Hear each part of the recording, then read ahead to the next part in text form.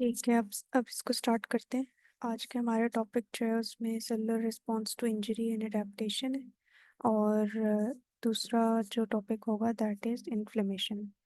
ये दोनों टॉपिक्स मैं आपको बीआरएस पैथोलॉजी से और फास्टेड ये दोनों मिक्स करके पढ़ा रही हूँ। ठीक है, अब जो चीज़ भी इसमें मैं एक्स्ट्रा बताऊंगी मैं बता दूंगी, अगर वो एमसीक्यू पॉइंट ऑफ व्यू से इम्पोर्टेंट है तो आप उसको लिख लीजिएगा। तो इनमें हमने जो सेलुलर रिस्पॉन्स टू इंजरी है इसमें मेनली वो will see what is hypertrophy, what is hyperplasia, what is atrophy, metaplasia, necrosis and apoptosis.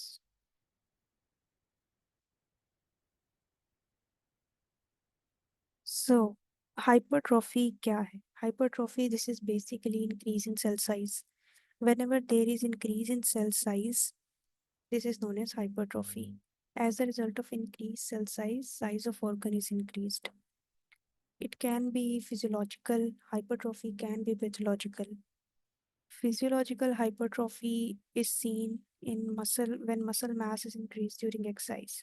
सो या ये किसी डिजीज़ की वजह से हो सकती है या नॉर्मल इंडिविजुअल्स में भी हाइपरट्रॉफी होती है।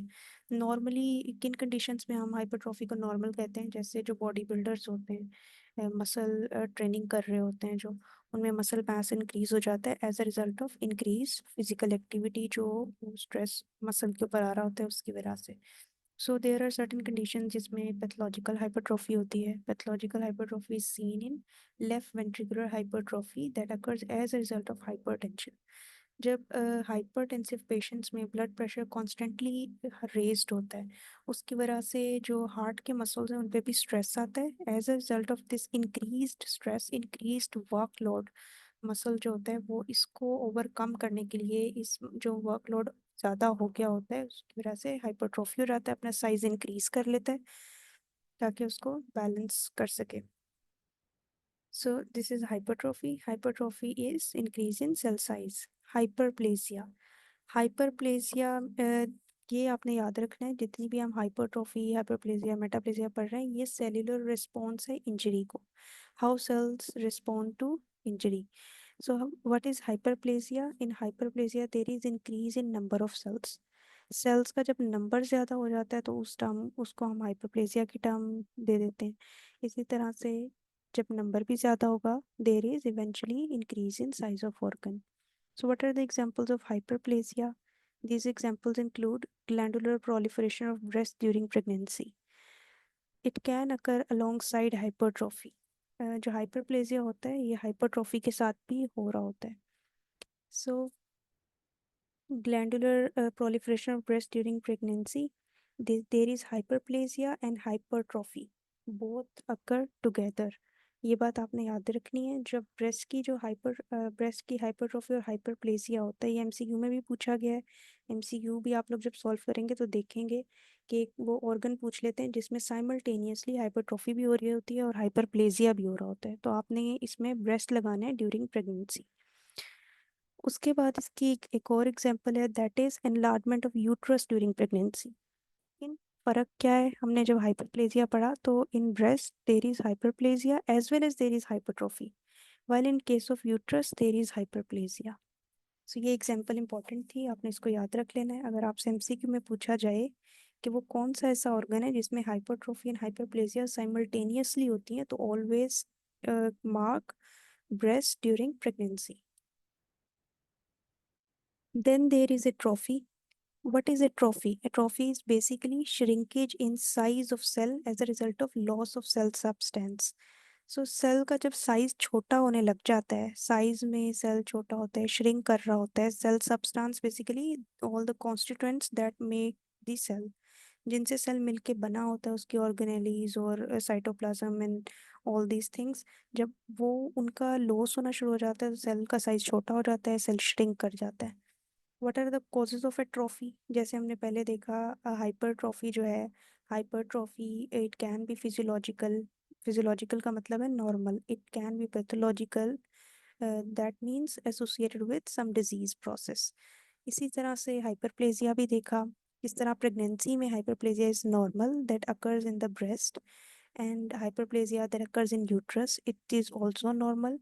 इसी तरह अब atrophy, what is the pathology behind atrophy? So atrophy causes includes loss of innervation. जब नर्व सप्लाई के अंदर कोई प्रॉब्लम आ जाएगा, अगर इनर्वेशन के अंदर मसला है, जो नर्व सप्लाई अगर कट हो जाती है तो एट्रोफी हो जाएगी। इसी तरह से डिसयूज एट्रोफी होती है। डिसयूज एट्रोफी में क्या होता है, अगर आप किसी मसल को बहुत अरसे के लिए, जो डिबिलिएटेड पेशेंट्स, जो बेड रिडन पेशेंट्स होते हैं उनमें देखते हैं, जो मोबाइल नहीं होते पेशेंट्स, चल फिर नहीं सकते, बस बेड पे लेटे रहते हैं, तो उनके भी मसल्स यूज़ नहीं हो रहे होते। तो उनका मसल, जब मसल यूज़ नहीं होते तो उसकी वजह से उनका सेल साइज छोटा होने लग जाता है, श्रिंकेज हो जाती है, that is known as atrophy. So this is disuse atrophy.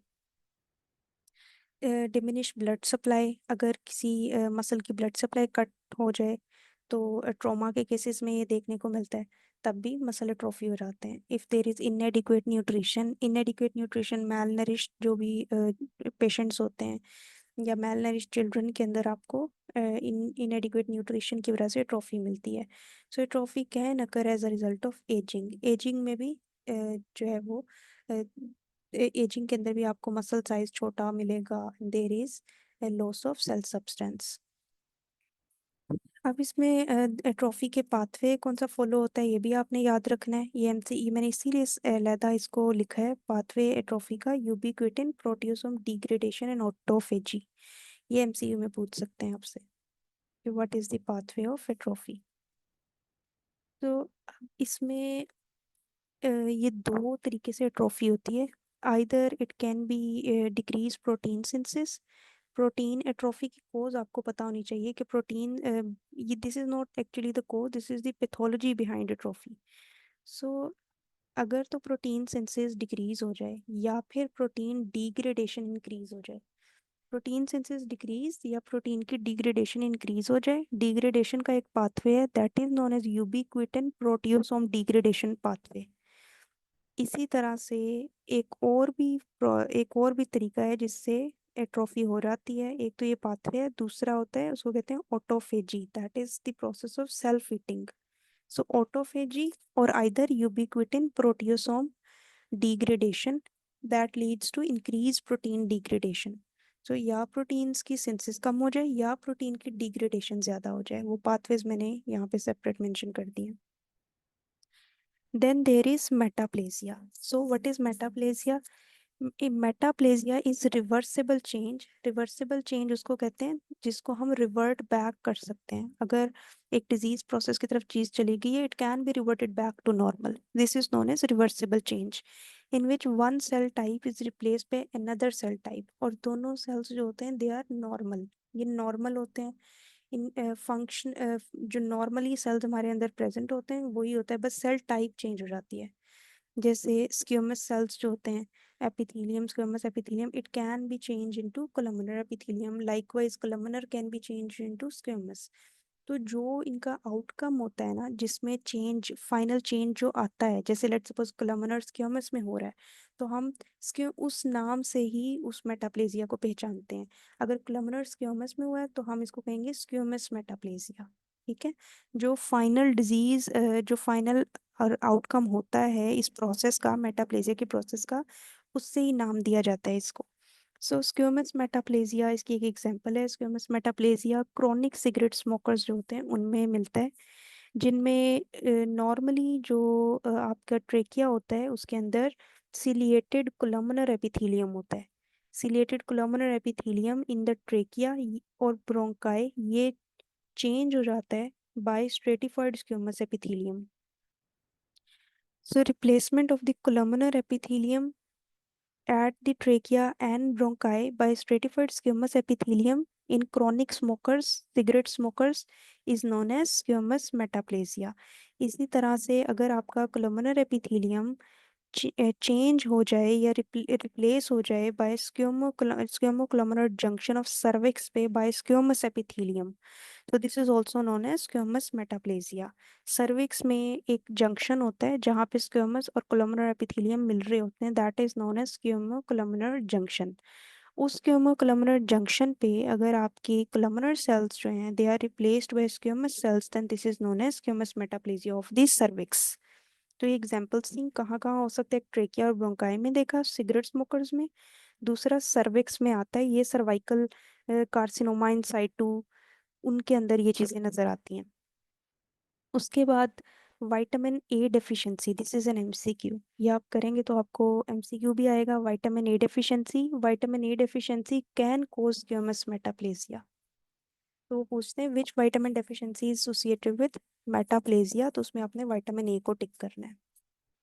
उसके बाद next topic is calcifications. So there are two types of calcifications. Calcification can be metastatic और it can be dystrophic calcifications. अब आपने दोनों का फर्क समझना है। Calcification can be metastatic, it can be dystrophic. When calcification is known as metastatic, if calcification occurs in previously healthy tissues, this is metastatic calcification. Always remember, metastatic calcification occurs in previously healthy tissues and it is due to hypercalcemia. इसकी वजह जो होती है that is increased calcium level in the blood. जब calcium level constantly raised रहने लग जाता है तो नॉर्मल टिश्यूज में भी कैल्शियम की abnormal accumulation होना शुरू हो जाती है, that is known as metastatic calcification. So there are certain condition जिसमें कैल्शियम लेवल्स रेज हो जाते हैं, जैसे हाइपर पैराथायरॉयडिज्म। हाइपर पैराथायरॉयडिज्म में क्यों होता है? पैराथायरॉयड हार्मोन आ रही होती है, और पैराथायरॉयड हार्मोन जो है it is concerned with calcium balance in the body. जब भी कैल्शियम कम होता है तो पैराथायरॉयड हार्मोन रिलीज हो जाती है। ऑस्टियोलिटिक ट्यूमर्स जो बोन को तोड़ के उन वो वाला कैल्शियम जो है वो ब्लड में दे रहे होते हैं। हाइपर वाइटामिनोसिस, इसी तरह से डी हाइपर वाइटामिनोसिस, डी जो है विटामिन डी भी it is involve in calcium absorption. Calcium की एब्जॉर्प्शन के अंदर ये रोल प्ले कर रहा होता है। तो ये आपने याद रखना है कि व्हाट आर द कॉजेज जिनकी वजह से हाइपरकैल्सीमिया होगा and it leads eventually to the metastatic calcification. So metastatic calcification occurs in previously healthy tissues, while dystrophic calcification it occurs in damaged tissues and serum calcium levels are normal. इसमें serum calcium levels बिल्कुल normal होते हैं, यही इन दोनों का difference है। अब डिस्ट्रोफिक कैल्सिफिकेशन और मेटास्टैटिक कैल्सिफिकेशन दोनों पे एमसीक्यूज आए हुए हैं, they are important topics. Medicine के एग्जाम में इसमें एमसीक्यू आता है, आपने इनका फर्क याद रखना है कि एक प्रीवियसली हेल्दी टिश्यूज में होता है, एक डैमेज टिश्यूज में होता है। जो हेल्दी में हो रहा है that is your metastatic, it is associated with hypercalcemia, while on the other hand dystrophic calcification it occurs in damaged tissues and serum calcium levels are normal, it is not associated with hypercalcemia. So dystrophic calcification मिलता है अगर वो areas हैं old trauma के, TB की lesions में। ये MCU तो पूछा गया ना कि टीबी के अंदर कौन सी कैल्सिफिकेशन मिलेगी। सो टीबी में there is dystrophic calcification. Scarred heart valves के अंदर एंड एथ्रोस्क्लेरोटिक लीजन्स, जो एथ्रोस्क्लेरोसिस होता है उन लीजन्स में भी जो कैल्सिफिकेशन होती है that is your dystrophic calcification. यहाँ तक सबको बात समझ आ गई है?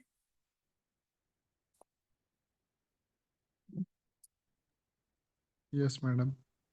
ठीक है। उसके बाद अब जो नेक्स्ट टॉपिक है that is cell injury and cell death. अब सेल इंजरी और सेल डेथ में आपने सेल इंजरी सेल डेथ में आपने याद रखना है कि व्हाट आर द कॉजेज जिनकी वजह से सेल को इंजरी हो सकती है। जब सेल सेल की इंजरी, सेल इंजर्ड होता है, सेल इंजरी होती है तो उसके बाद सेल डेथ स्टार्ट होती है और फिर सेल डेथ के पाथवेज होते हैं डिफरेंट, वो हम देखते हैं डिटेल में। तो पहले हमें पता होना चाहिए कौन सी ऐसी चीजें हैं जो सेल को इंजर करती हैं। सबसे पहले इज हाइपोक्सिया। हाइपोक्सिया का मतलब है there is reduced oxygen supply to tissues, oxygen की सप्लाई टिश्यूज को कम हो जाती है। किन कंडीशंस में हाइपोक्सिया हो सकता है? जैसे अनीमिया है, पेशेंट में हीमोग्लोबिन के पास, हीमोग्लोबिन जो है उसकी टेंडेंसी ही कम हो गई है कि वो ऑक्सीजन को कैरी कर सके। इसी तरह इस्कीमिया, इस्कीमिया का मतलब है there is obstruction of arterial blood flow. Arterial blood flow को कोई ऑब्स्ट्रक्शन हो, ये उसकी वजह से ब्लड नहीं पहुंच रहा पूरा, तो फिर उसको इस्कीमिया कहते हैं। दूसरा कार्डियो रेस्पिरेटरी फेलियर कोई हो सकता है।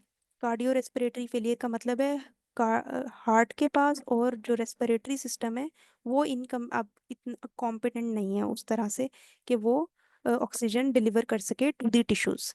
सो causes of cell injury includes hypoxia. Hypoxia में भी मेजर जो कॉज होती है सेल इंजरी की that is ischemia. Always remember, ischemia is the leading cause जो हाइपोक्सिया करती है एंड हाइपोक्सिया सेल इंजरी करता है। सो इस्कीमिया जो है this is most common cause of hypoxic cell injury. Hypoxic cell injury की most common cause is ischaemia. उसके बाद क्या और कॉजेज हैं जो सेल इंजरी करती हैं हाइपोक्सिया के अलावा? These include micro organisms, chemicals, ageing और कार्बन मोनोऑक्साइड पॉइजनिंग। ठीक है। उसमें अब सेल इंजरी में हमने क्या देखना है, what is the mechanism of cell injury. Cell injury में देर इज सेल इंजरी की जो स्टेजेस होती हैं, अर्ली स्टेज होती है सेल इंजरी की, इसी तरह से लेट स्टेजेस पे क्या होता है सेल इंजरी में। अपने सबसे पहले याद रखना है, सेल इंजरी पे एमसीक्यू आता है। अब इसमें आपसे पूछते हैं कि सबसे पहले क्या हो रहा होता है सेल इंजरी के अंदर। तो आपने याद रखना है सेल इंजरी का जो सबसे पहला फीचर होता है, जो सबसे पहली स्टेज होती है अर्ली स्टेज पे, there is failure of the cell membrane pump. Cell membrane pump fail हो जाती है। और जब पंप फेल होता है, पंप फेल होने की वजह से सारी आयन की डिस्टरबेंसेस आ जाती हैं, आयनिक डिस्टरबेंसेस, और जो ऑर्गेनेलीज हैं सारा बैलेंस डिस्टर्ब हो जाएगा। जो राइबोसोम्स हैं वो भी डिसएग्रीगेट होना शुरू हो जाती हैं। राइबोसोम्स जब डिसएग्रीगेट होती हैं, प्रोटीन सिंथेसिस राइबोसोम्स ने करनी है, प्रोटीन सिंथेसिस खत्म हो जाती है। तो प्रोटीन सिंथेसिस जब खत्म होगी तो इसकी वजह से क्या होगा, जो आपका सेल अपनी मशीनरी तो सेल की खत्म हो गई, तो इसके बाद एरोबिक मेटाबॉलिज्म से माइटोकॉन्ड्रिया इन्वॉल्व हो जाता है, माइटोकॉन्ड्रियल इंजरी होना शुरू हो जाती है। माइटोकॉन्ड्रियल इंजरी के बाद there is stimulation of the anaerobic respiration, anaerobic metabolism start हो जाएगा, जिसमें फोस्फोफ्रुक्टोकाइनेस एक एंजाइम है, उसकी एक्टिविटी ज़्यादा हो जाएगी। As the result lactate produce होना शुरू हो जाएगा। सो लैक्टेट जो है ये एक एसिड है, एसिडिफिकेशन होगी, पीएच कम हो जाएगी। एंड देयर इज रिवर, जब पीएच कम होती है, एसिडिक हो जाता है इन्वायरमेंट, तो क्रोमेटिन जो होता है ना उसकी क्लम्पिंग हो जाती है, दैट इज रिवर्सिबल, अभी रिवर्सिबल स्टेज पे है। ठीक है। तो आपने सबसे पहले याद रखना है हाइपोक्सिक सेल इंजरी, कोई थोड़ा सा आगे लेके चलते हैं, जिसकी कॉज इस्कीमिया है मोस्ट कॉमन। तो इस्कीमिया में क्या होता है, ऑक्सीडेटिव फॉस्फोरिलिएशन माइटोकॉन्ड्रिया के अंदर कम हो जाती है। ठीक है। इस्कीमिया में ऑक्सीडेटिव फॉस्फोरिलेशन का मतलब ये है कि ऑक्सीजन की प्रेजेंस में जो मेटाबॉलिज्म हो रहा था, एटीपी की जो जनरेशन हो रही थी, वो कम हो जाएगी। क्योंकि इस्कीमिया हो गया ना तो सेल को हाइपोक्सिया होगा, इस्कीमिया की वजह से ऑक्सीजन डिलीवरी नहीं जाए होगी टिश्यू को। जब ऑक्सीजन डिलीवरी नहीं होगी तो माइटोकॉन्ड्रिया क्योंकि ऑक्सीजन यूज करके एटीपी बना रहा था, तो अब ऑक्सीजन नहीं आ रही इस्कीमिया की वजह से, तो माइटोकॉन्ड्रिया शट डाउन हो जाएगा। माइटोकॉन्ड्रिया अब एटीपी ऑक्सीजन यूज करके नहीं बनाएगा। So ATP production in mitochondria it will be decreased. जब एटीपी प्रोडक्शन कम होती है तो इसी तरह हमारे पास सोडियम पोटाशियम एटीपी पंप होता है, ATPase pump. Sodium potassium ATPase pump का मतलब ही है, उसके नाम से ही जाहिर है कि ये एटीपी इस्तेमाल करके चलता है। जब माइटोकॉन्ड्रिया शट डाउन होगा ऑक्सीजन ना आने की वजह से, there will be decreased ATP production. As a result of decreased ATP production there is failure of sodium potassium ATPase pump. जब ये पंप फेल होता है तो इसकी वजह से क्या होगा, सोडियम सेल के अंदर ही रहेगा। इसका काम ये होता है ना कि ये सोडियम को सेल से बाहर लेके जाता है और पोटाशियम को अंदर लेके आता है। तो 3 सोडियम इसने बाहर और 2 पोटाशियम अंदर करने होते हैं, तो सोडियम क्या होगा, वो अंदर ही रहना शुरू हो जाएगा।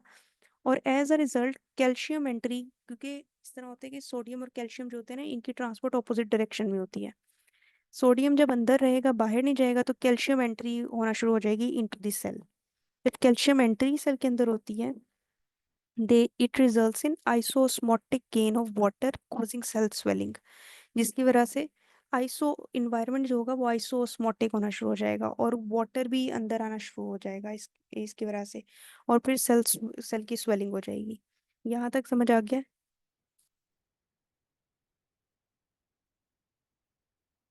अंदर वाटर का इनफ्लक्स होगा, कैल्शियम का ये इनफ्लक्स होगा, स्क्रीन और स्क्रीन नहीं सोडियम मूव भी कर अंदर रही, रहेगा। स्क्रीन पे वही पहले वाला आ रहा है सारा। हाँ। एकदम।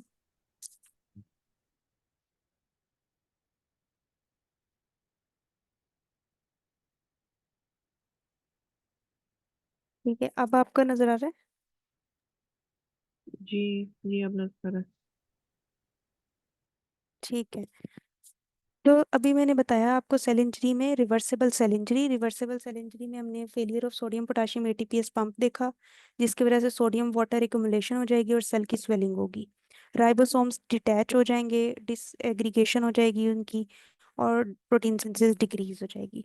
सो रिवर्सिबल सेल इंजरी में आपको यही चीज़ें नज़र आती हैं दो। एक तो आपने याद रखना है, कॉन्सेप्ट तो आपको मिल गया है, लेकिन कॉन्सेप्ट से अपने तीन चीज़ें पॉइंट्स भी तो हमारे जेहन में जाना चाहिए ना, कि इस चीज़ से हमने क्या सीखा। तो सेल इंजरी जो मैकेनिज्म ऑफ सेल इंजरी है उसमें रिवर्सिबल स्टेज जो है उसमें आपने दो बातें सीखी। पहली बात, there is failure of sodium potassium pump. दूसरी बात, देयर इज राइबोसोम डिटैचमेंट। तो फेलियर की वजह से सेल स्वेलिंग हो जाएगी, सोडियम वाटर अंदर रिटेन होना शुरू हो जाएगा, और राइबोसोम डिटैचमेंट से there is decrease protein synthesis.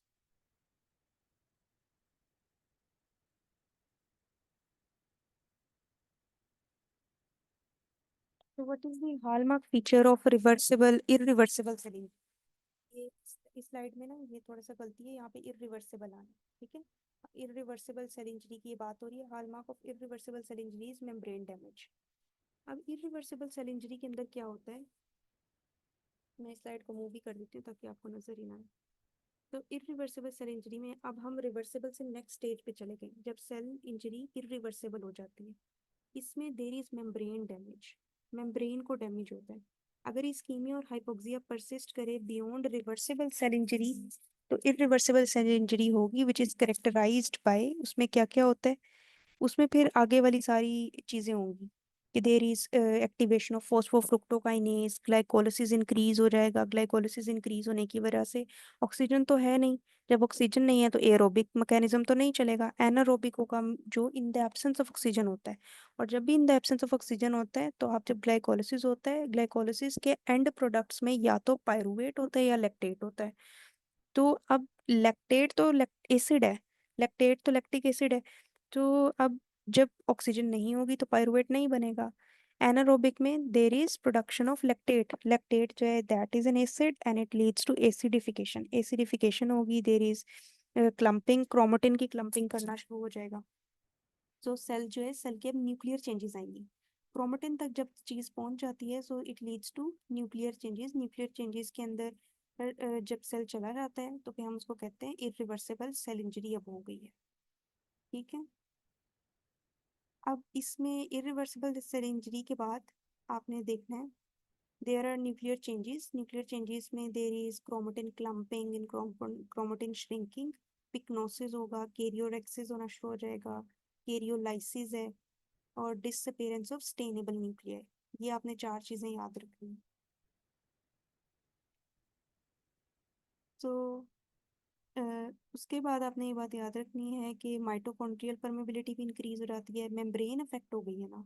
तो हालमार्क इरिवर्सिबल सेल इंजरी का ही मेम्ब्रेन डैमेज है। जब माइटोकॉन्ड्रिया की मेम्ब्रेन डैमेज होगी, एटीपी प्रोडक्शन कम हो जाएगी और फिर नेक्रोसिस की तरफ सेल जाएगा, then cell will, this cell injury will lead to death of the cell, that is known as necrosis. Necrosis को आगे डिटेल में देखते हैं, and it can lead to death by another pathway that is known as apoptosis. ये apoptotic pathway से भी cell की death हो जाएगी और नेक्रोटिक पाथवे से भी, नेक्रोसिस भी होगा और एपोप्टोसिस भी होगा। सो मैं इसको ये समराइज कर देती हूँ। ये दोबारा बता दें, अभी आपने क्या कहा है कि चार चीजें याद रखनी है, और ये स्क्रीन पे नजर भी नहीं आ रहा ना, वो स्क्रीन पे भी दिखा दें जो चार चीजें याद रखनी है।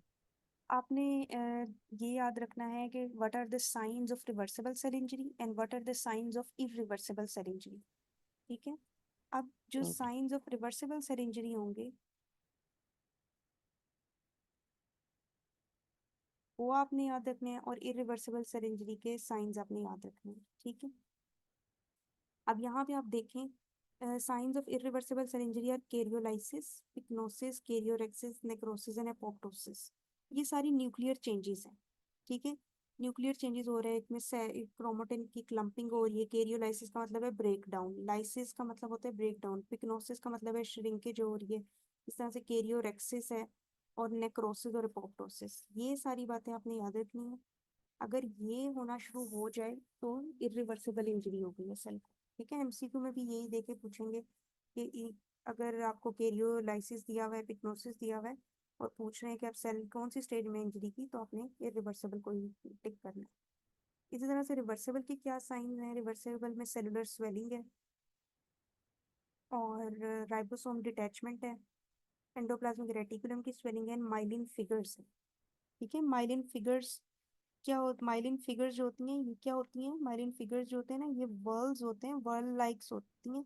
दे are due to damage membranes. जब मेम्ब्रेन्स डैमेज होती है ना, तो जैसे प्याज का छिलका होता है ना, वर्ल गोल गोल बन जाती हैं फिगर्स, वो होता है, ठीक है।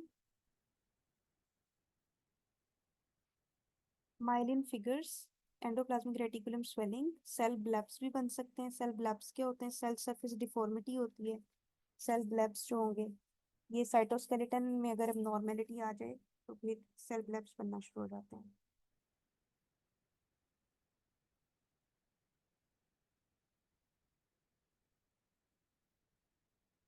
उसके बाद आप लोगों को मैकेनिज्म पता चल गया अब सेल इंजरी का। अब इससे आगे हमने जाना है मैकेनिज्म ऑफ सेल इंजरी से। अगर यहाँ पे कोई चीज़ नहीं समझ आई मुझे बताएं, मैं दोबारा रिपीट करूँ, क्योंकि इसका मेन कंपोनेंट यही था कि आपको सेल इंजरी समझ आ जाए। ठीक है।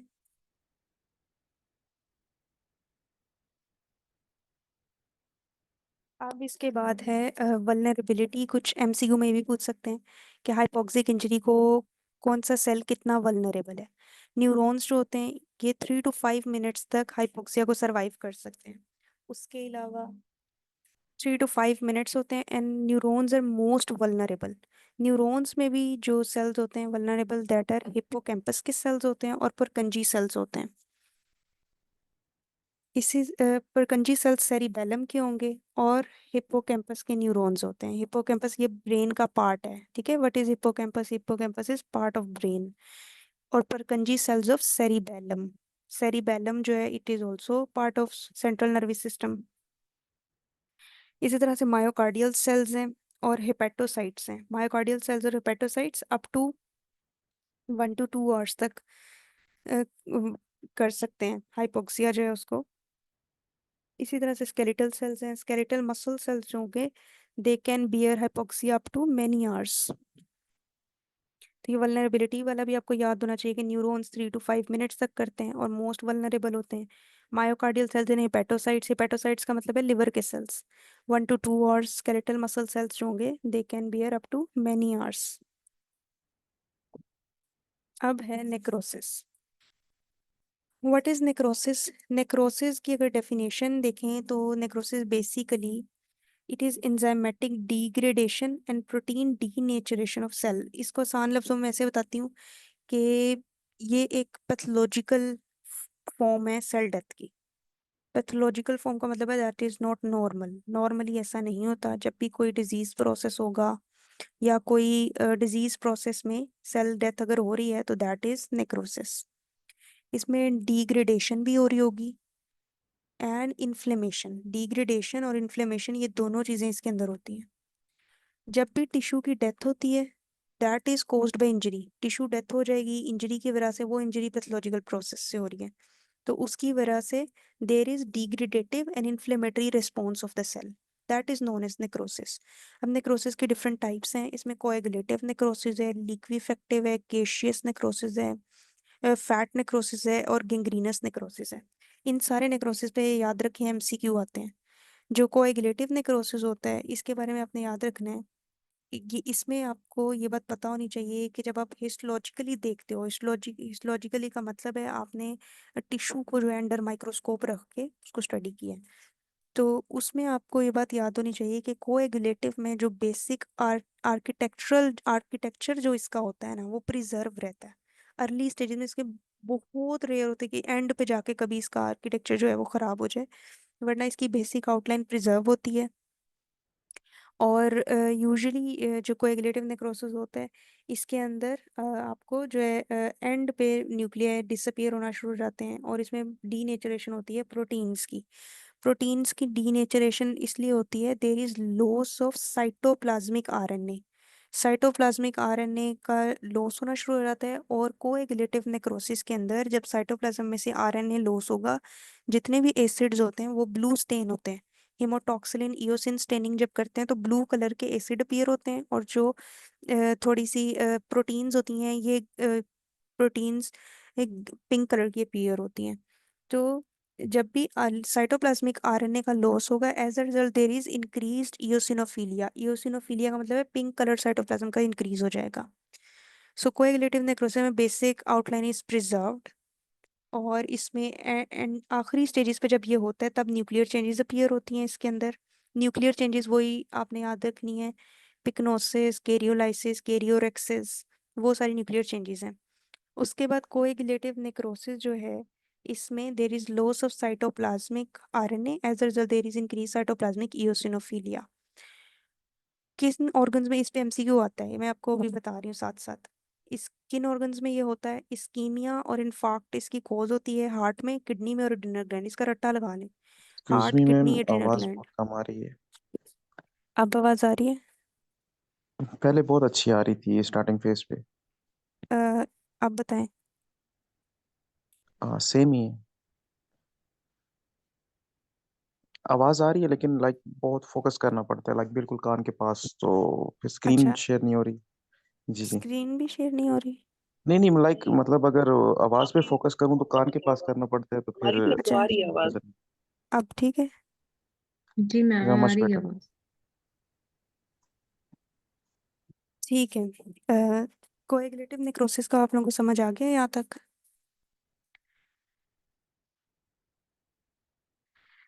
जी जी आ कोएगुलेटिव रहा है। नेक ठीक है, कोएगुलेटिव नेक्रोसिस में आपने याद रखना है कि आर्किटेक्ट जो इसका होता है बेसिक आउटलाइन वो प्रिजर्व रहेगी। और इसमें आखिरी स्टेजेस पे जब कोएगुलेटिव नेक्रोसिस होता है तो इरिवर्सिबल सेल इंजरी के साइंस आते हैं, हार्ट में, किडनी में, एड्रिनल ग्लैंड में होता है। इसी तरह से लिक्विफेक्टिव नेक्रोसिस है। लिक्विफेक्टिव नेक्रोसिस के अंदर कोएगुलेटिव नेक्रोसिस से इसका क्या डिफरेंस होता है, इसमें जो बेसिक आउटलाइन होती है वो प्रिजर्व नहीं रहती, बेसिक आउटलाइन का लॉस हो जाता है। और इंजाइमेटिक डिग्रेडेशन होती है प्रोटीन्स की, प्रोटीन्स इंजाइमेटिक डिग्रेडेशन इसके अंदर होती है लिक्विफेक्टिव में। और इन्फेक्शन का एलिमेंट भी होता है लिक्विफेक्टिव, इसको तभी कहते हैं लिक्विफेक्टिव में ब्रेन इन्फार्क्ट्स जो होते हैं उनमें लिक्विफेक्टिव। ब्रेन आपने इसके लिए याद रखना है एक वर्ड, के ब्रेन में जब भी कोई नेक्रोसिस की बात आ जाए तो आपने लिक्विफेक्टिव को ही टिक करना है। There is लिक्विफेक्टिव necrosis always always always in brain, ठीक है। हार्ट में हमेशा कोएगुलेटिव नेक्रोसिस होगा, किडनीज में कोएगुलेटिव नेक्रोसिस होगा, और एड्रिनल ग्लैंड्स में भी कोएगुलेटिव है। लिक्विफेक्टिव ब्रेन में और एब्सेस जितनी भी होती है उसमें लिक्विफेक्टिव होता है। विकेशियस नेक्रोसिस है, जब भी आपको ये वर्ड आए तो आपने हमेशा याद रखना है इसके अंदर टीबी और फंगल इन्फेक्शंस। केशियस नेक्रोसिस में भी क्या हो रहा होता है, इसमें भी आर्किटेक्चर जो है प्रिजर्व नहीं रहता, टिश्यूज लेकिन लिक्विफाई नहीं हो रहे होते, इसका ये डिफरेंस होता है लिक्विफेक्टिव से। While in case of liquefactive, architecture is not preserved as well as tissues are liquefied. While in case of caseous necrosis, tissues are not liquefied. This is the difference. So TB, fungal infections. Fungal infections में जो granulomatous infections होते हैं specially उनके अंदर आते हैं। Caseous necrosis, उसके बाद आपने देखना है fat necrosis. So fat necrosis जो है ये दो तरह का फैट नेक्रोसिस होता है। Either it can be enzymatic fat necrosis or it can be traumatic fat necrosis. So traumatic fat necrosis जो है ये ट्रोमा की वजह से होगा। और ट्रोमेटिक फैट नेक्रोसिस किस में नजर आता है, ब्रेस्ट टिश्यू इंजरी के अंदर, एब्डोमिनल इंजरी के अंदर। जब भी ब्रेस्ट को इंजरी हो, फैट होता है ना, जहाँ भी बॉडी के जिस हिस्से में फैट होगा अगर वहां पे चोट लगे तो फैट नेक्रोसिस होता है। इसी तरह से जो इंजाइमेटिक फैट नेक्रोसिस है उसमें जहाँ पे इंजाइम्स इन्वॉल्व हों वो इंजाइमेटिक फैट नेक्रोसिस होगा।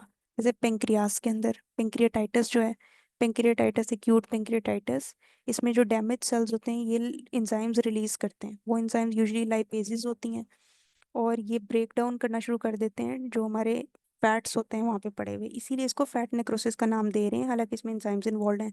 But these enzymes are breaking down the fat, जिसमें ट्राइग्लिसराइड्स होते हैं, उनको ये ब्रेक डाउन करेंगी, फैटी एसिड लिबरेट होंगे, और वो फैटी एसिड्स कैल्शियम के साथ बाइंड कर जाते हैं, और इसको कहते हैं सोप स्पोनिफिकेशन। स्पोनिफिकेशन का मतलब है जैसे झाग, सोप नहीं होता, साबुन होता है ना, ये बिल्कुल वही चीज़ है, सोप झाग सी बनती है। So this is calcium binding with the fatty acids. तो पेंक्रियाटाइटिस जो होता है, एक्यूट पेंक्रियाटाइटिस, उसमें फैट नेक्रोसिस होता है, that is enzymatic fat necrosis. Fat necrosis की दो टाइप्स हैं, enzymatic fat necrosis and traumatic fat necrosis. Enzymatic fat necrosis में एंजाइम्स आर इन्वॉल्व्ड, और ये भी एंजाइम्स जैसे लाइपेज जो है ये फैट को ही डिग्रेड कर रही है, उसकी ब्रेक डाउन करवा रही होती है एक्यूट पेंक्रियाटाइटिस में। Traumatic fat necrosis, trauma is involve, और ट्रोमा ब्रेस्ट टिश्यू को या एब्डोमिनल इंजरी जहाँ पे फैट पैड होते हैं उधर हो तो उसमें भी इसको फैट नेक्रोसिस कहेंगे। फिर there is gangrenous necrosis. Gangrenous necrosis is due to interruption of the blood flow. जब भी ब्लड फ्लो इंटरप्ट होगा तो गिंग्रीनस नेक्रोसिस होगा। सो इस्कीमिया हो जाता है जब लिम्ब में, ये डायबिटिक पेशेंट्स में देखते हैं उनके हाथ पाँव एक्सट्रीमिटीज जो हैं वो काले होना शुरू हो जाते हैं। So due to ischaemia there is gangrenous necrosis. अब जब भी ब्लड फ्लो की इंटरप्शन होगी गेंग्रीनस होगा। गेंग्रीनस भी दो टाइप्स का होता है, either it can be dry gangrene और it can be wet gangrene. Dry gangrene जो होती है डायबिटिक्स में होती है, ऑलवेज रिमेंबर। बहुत दफ़ा ये एमसीक्यू आता है, बच्चे कंफ्यूज होते हैं, नहीं नहीं डायबिटिक्स में वेट लगाते हैं, नहीं, आपने डायबिटीज़ के अंदर ड्राई गेंग्रीन लगाना है, ठीक है। Dry gangrene is for diabetes. Diabetes में होता है, ड्राई में यूजुअली क्या हो रहा होता है, कोएगुलेटिव नेक्रोसिस होता है, while in case of wet there is element of infection, तो लिक्विफेक्टिव होगा। सो कोएगुलेटिव एंड वेट में there is super added infection, so this is known as a liquefactive और super imposed coagulative. So gangrenous necrosis is due to interruption of blood flow. अगर आपका blood flow interruption की वजह से हो रहा है तो आपने उसको गैंग्रीनस का नाम देना है। कोएगुलेटिव नेक्रोसिस जो है, अगर यहाँ पे हम देखें तो आउटलाइन बिल्कुल भी प्रिजर्व नहीं होती, कोएगुलेटिव से अगर डिफ्रेंशिएट आपने करना है, ठीक है। उसके बाद नेक्स्ट टॉपिक इज, अब इस लेक्चर का लास्ट टॉपिक रह गया, दैट इज एपोप्टोसिस। तो व्हाट इज एपोप्टोसिस? एपोप्टोसिस जो है ये नॉर्मली जो सेल्स का प्रोसेस है रीन्यूअल का। सेल्स जब सेल्स की अपनी एज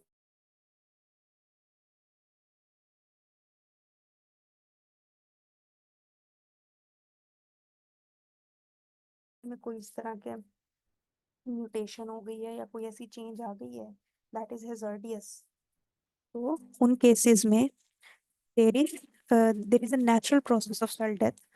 ये प्रोग्राम्ड सेल डेथ होती है, इसको कहते हैं apoptosis. It is regulated and it is non inflammatory, there is no element of inflammation, well in case of necrosis उसमें देयर इज इन्फ्लेमेशन। ये फर्क है इन दोनों का, एपोप्टोसिस का और नेक्रोसिस का, ठीक है।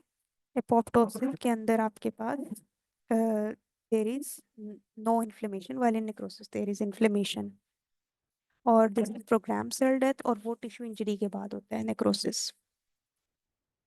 अब फिजियोलॉजिकल कॉजेज क्या होती हैं एपोप्टोसिस की? फिजियोलॉजिकल कॉजेज में there is formation of digits during embryogenesis. Embryogenesis में आपने देखा होगा अगर 5 फिंगर्स बन जाएं, 6, 5 तो नॉर्मल है हमारी, 6 बन जाए, 7 बन जाए, तो उसमें डिजिट्स जो हैं, डिजिट्स की फॉर्मेशन एम्ब्रियोजेनेसिस में भी, उसमें भी एपोप्टोसिस हो रहा होता है। उसके बाद जब हैंड तो पूरा बनता है, उसके बाद दरमियान में जो आपके स्लिट्स हैं, ये सारा जब हम पढ़ेंगे एमएस मस्कुलोस्केलेटल सिस्टम तो उसमें मैं आपको बताऊंगी कि इस तरह से एपोप्टोसिस हो रहा है।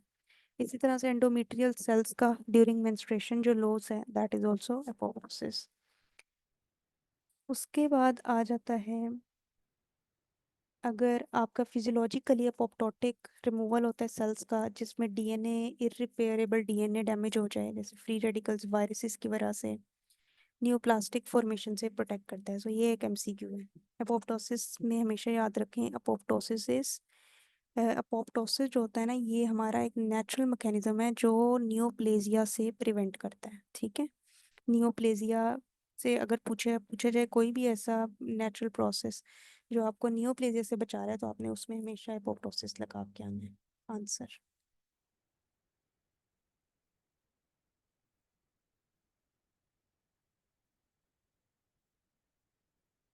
अब एपोप्टोसिस जो है इसके दो पाथवेज होते हैं, extrinsic pathway and intrinsic pathway. जो इसका एक्सट्रिंसिक पाथवे होता है एपोप्टोसिस का, ये आपने याद रखना है, that is your death ligand जो होता है ये उससे रेगुलेट हो रहा होता है। अब इसमें आपके पास जो एक्सट्रिंसिक पाथवे होता है इसमें डेथ रिसेप्टर्स होते हैं, जैसे फास्ट लाइगेंड होगा। अब इन्होंने क्या करना होता है, eventually there is activation of caspases, caspase ही एक्टिवेट होती है। इंट्रिंसिक पाथवे और एक्सट्रिंसिक पाथवे में एक्सट्रिंसिक पाथवे लाइगेंड लाइगेंड से रेगुलेट हो रहा होता है, और ये इनिशिएट भी फास्ट लाइगेंड से या TNF alpha binding to its receptor. ये दो बातें आपने याद रखनी है। ट्यूमर नेक्रोजिंग फैक्टर अल्फा जब भी बाइंड करता है अपने रिसेप्टर के साथ, या फिर फास्ट लिगैंड आता है, इन दोनों से ये रेगुलेटर आता है extrinsic pathway. While in case of intrinsic pathway, intrinsic pathway में प्रोटीन्स होती हैं, there are family of proteins. BCL2 protein जो होती है, ये आपने याद रखना है। There are some pro apoptotic proteins and anti apoptotic proteins.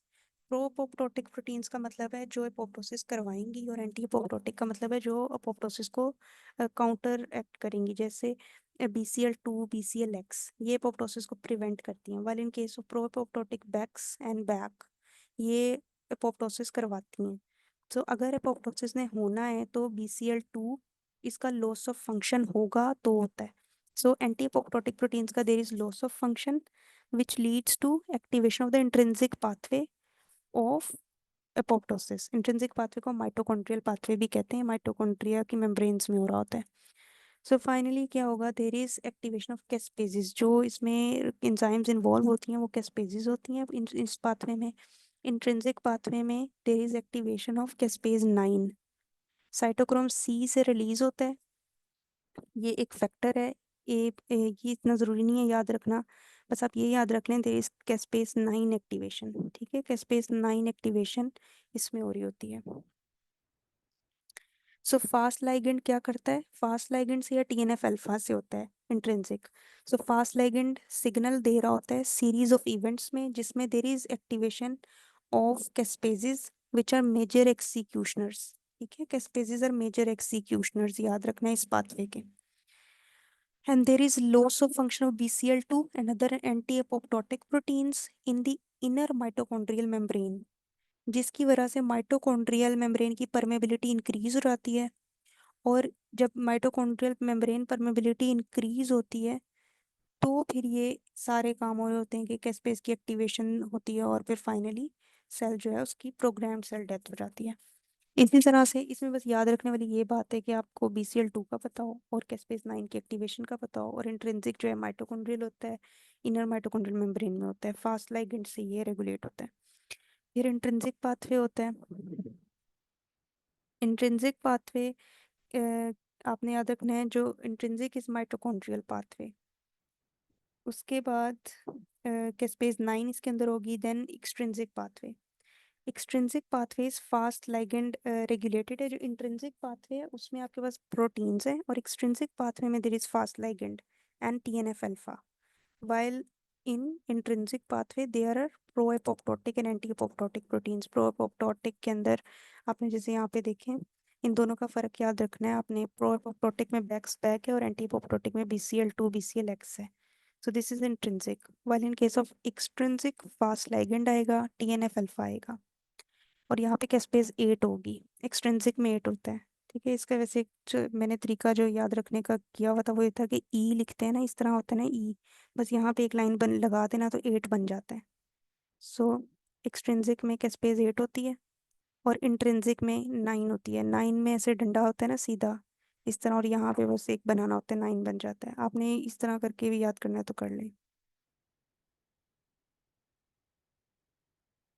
ठीक है, तो उसके बाद बस एंड पे ये होगा कि कैस्पेसेस एक्टिवेट हो जाती हैं, और इसमें लेट जो कैस्पेसेस होती हैं वो कैस्पेस 3 आएगी, कैस्पेस 3 फिर finally it leads to apoptosis. उसके बाद नेक्स्ट जो है दैट इज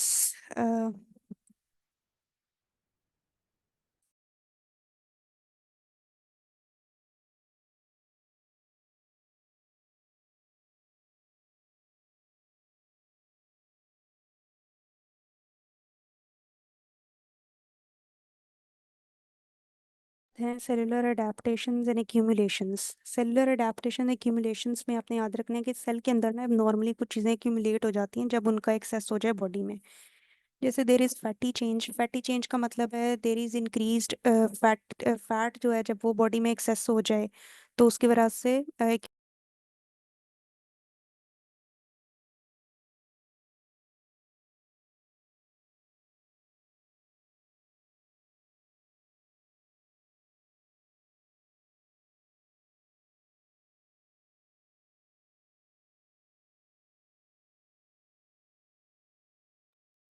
बॉडी के अंदर जो है वो एक्सेस एक्यूमुलेट होना शुरू हो जाती हैं, जैसे फैटी चेंज है। इसी तरह से अब इसमें क्या होता है, what happens in fatty change, there is basically it is also known as fatty metamorphosis और स्टीरोटोसिस। और ये किन कंडीशंस में नजर आता है, जैसे अल्कोहलिक जो पेशेंट्स होते हैं, पॉइजनिंग के अंदर अल्कोहल पॉइजनिंग है, ओबेसिटी है, उसके बाद डायबिटीज मेलाइटिस है। इसी तरह से स्टीरोटोसिस जो है ये लिवर हार्ट और किडनी, इनके जो भी डिजीजेज हैं ना लिवर हार्ट और किडनी में, इनमें फैटी चेंज मिल सकती है। लिवर में फैटी चेंज मिलती है, हार्ट में मिलती है और किडनी में मिलती है। ठीक है, ये याद रखना है, क्लिनिकल रेलेवेंस भी इसकी। उसके बाद देर is accumulation of intracellular parenchymal tags, जो ट्राइग्लिसराइड्स होते हैं उनकी एक्यूमुलेशन होना शुरू हो जाती है। ये क्यों एक्यूमुलेशन होती है, क्योंकि जो भी अफेक्टेड सेल होता है उसमें ट्राइग्लिसराइड्स जो होते हैं इनकी ट्रांसपोर्ट बढ़ जाती है, या फैट्स की मोबिलाइजेशन कम हो जाती है उन सेल से, या फिर फैट का वही सेल जो होते हैं जिनके अंदर फैट एक्यूमुलेट हो रहा होता है वो फैट को यूज कम कर रहे होते हैं। So over production of fat in the cells, ठीक है, प्रोडक्शन ज़्यादा हो रही है, इस्तेमाल कम कर रहे हैं, या फिर कहीं और से फैट जो है उन सेल्स में आ रहा है, मोबिलाइजेशन कम हो जाना, फैट का यूज कम होना, या फिर टैग्स कहीं और से ट्रांसपोर्ट हो रहे हैं। उसके बाद देर इज फैटी चेंज के बाद आपके पास है hyaline change. So hyaline change में इसका नाम ही इसलिए हाइलाइन रखा है क्योंकि there is accumulation of homogenous glassy eosinophilic appearance that is due to protein accumulation. So protein accumulation की वजह से हाइलाइन चेंज आती है। अब हाइलैंड चेंज में आपके पास एग्जांपल्स हैं, मेलरी बॉडीज हैं, ये अल्कोहलिक लिवर डिजीज में मिलती हैं, रसल बॉडीज होती हैं, these are basically plasma cells. तो ये हाइलैंड चेंज के अंदर आपको नजर आते हैं। उसके बाद होता है एक्यूमुलेशन ऑफ एक्सोजेनस पिगमेंट्स होती हैं। एक्सोजेनस पिगमेंट्स में कार्बन है, कार्बन एक्यूमुलेट हो जाती है लंग्स के अंदर, ये डिजीज है एंथ्राकोसिस, उसमें मिलती है, टैटू पिगमेंट्स होंगी। इस तरह से एंडोजनस पिगमेंट्स हैं, जो एंडोजनस पिगमेंट्स होते हैं उनमें लाइपोफुस्किन है, और उसके बाद है हिमोसिट्रिन है और बिलीरुबिन है, ये एक्यूमुलेट होना चाहते हैं। मेलानिन भी पिगमेंट में आता है, that is endogenous. So melanin is form by tyrosine, ये एमसीक्यू में पूछते हैं कि मेलानिन किससे बनती है, ये अमीनो एसिड टायरोसिन से बन रही है, और टायरोसिनेस एंजाइम इसमें होती है।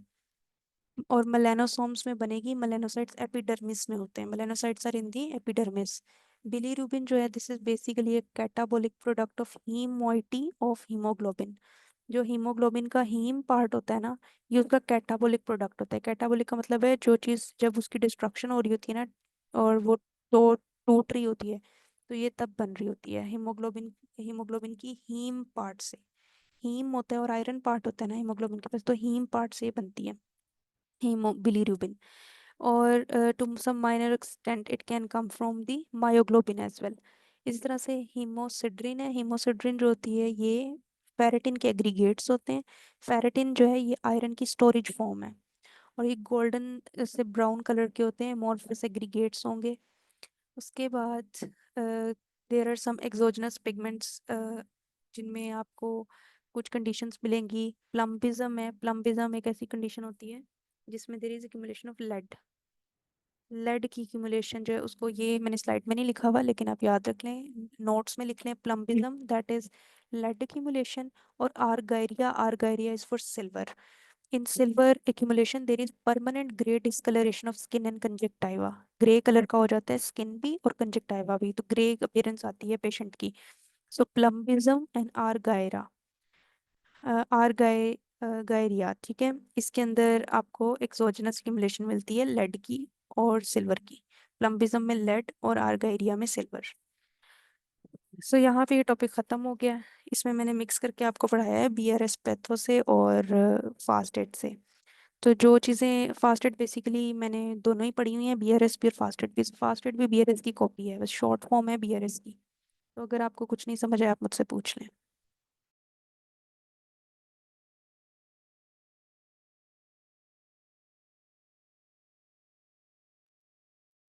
अच्छा मैडम, ये जो लास्ट में आपने पिगमेंट्स पढ़ाए हैं, तो मैंने एक एमसीक्यू देखा था किसी बुक में, तो वो पास्ट क्वेश्चंस में से ही था। तो वो एमसीक्यू इस तरह था कि हीमोफीलिया के पेशेंट में हीम आर्थरोसिस जो होता है, तो फिर वो माइक्रोस्कोपिकली हमें उसमें कौन सा पिगमेंट नज़र आता है। तो उसका फिर आंसर हीमोसिड्रिन होगा, क्योंकि ब्लड होता है उसमें, तो आरबीसी की ब्रेकडाउन से, क्योंकि बुक में शायद लाइपोफ्यूजन भी लिखा हुआ था। इसके बारे में कोई आइडिया है आपको? नहीं, लाइफ ऑफ स्किन नहीं है इसके अंदर, क्योंकि वो ओल्ड एज में एजिंग के साथ हमेशा होगा। ब्राउन कलर की पिगमेंट होगी और स्किन में मिलेगा, ठीक है। तो इसमें आपने हीमोसिड्रिन ही लगाना है।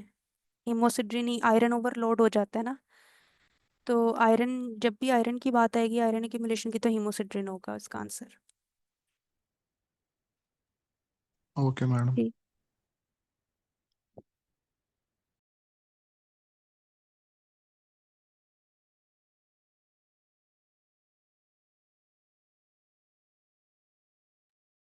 मैम, डिक्रीज बेजोफिलिया रिवर्सिबल इंजरी में होगा या इरिवर्सिबल में, जो राइबोसोम्स के लॉस्ट होने की वजह से होता है? जब राइबोसोम लॉस हो रहे हैं तो दैट इज रिवर्सिबल, ये रिवर्सिबल है। Okay ma'am.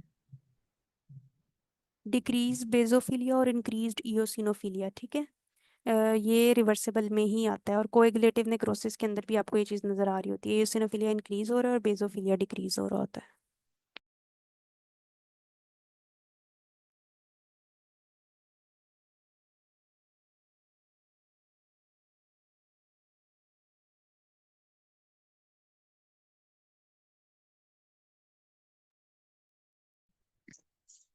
मैम आप जब पढ़ा रहे थे लाइक नेक्रोसिस, तो उसमें आपने दो टाइप्स बताई है ना, एक ड्राई गैंग्रीन और दूसरी जी लिकोफेक्टिव। जी जी जी, तो ड्राई थोड़ा गैंग्रीन सा एंड वेट गैस गैंग्रीन। गैंग जी जी, और काइंडली थोड़ा सा गैस गैंग्रीन के बारे में भी थोड़ा सा इसमें ऐड कर दें। हाँ जी, I have gas seen gangrene, ठीक है। One gas question. गैंग्रीन में, हाँ, गैस गैंग्रीन के अंदर आपके पास जो क्लोस्ट्राइडियम स्पीशीज होती है ना, इसमें क्लोस्ट्राइडियम पर फ्रिंजेस जो है, जब ये वाला ऑर्गेनिज्म इन्वॉल्व हो जाए स्पेसिफिकली, तब हम उसको गैस गैंग्रीन कहते हैं। इसमें there is production of gas and there is crepitus on physical examination, ठीक है। जब आप उसको फिजिकली हाँ एग्जामिन ओके। करोगे तो गैस की प्रेजेंस की वजह से क्रेपिटस भी मिलेगा, और ये बहुत लाइफ थ्रेटनिंग कंडीशन होती है, रैपिडली स्प्रेडिंग होता है, रैपिडली स्प्रेड करता है, ठीक है। So this is also one of the types of gangrene, but specifically due to gas producing organism, जिसमें आपको क्लोस्ट्राइडियम परफेरेंजिस एक एग्जांपल है। जी, थैंक यू सो मच।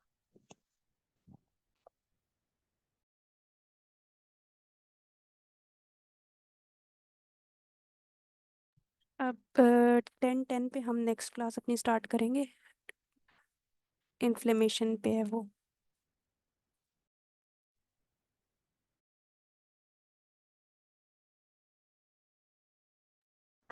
जी ठीक है मैम। मैम एक क्वेश्चन पूछ सकता हूँ, इफ यू डोंट माइंड? जी, आप लोगों के जितने भी सवाल हो पूछा करें इस टाइम में। Okay okay. मैंने दिन को ना एक ग्रुप में, आपके ग्रुप में ही देखा था कि आपने उसमें मेंशन किया हुआ था कि आप लोगों ने अगर कोई बुक्स पढ़ी हुई है तो उसके बारे में आप पूछ सकते हैं।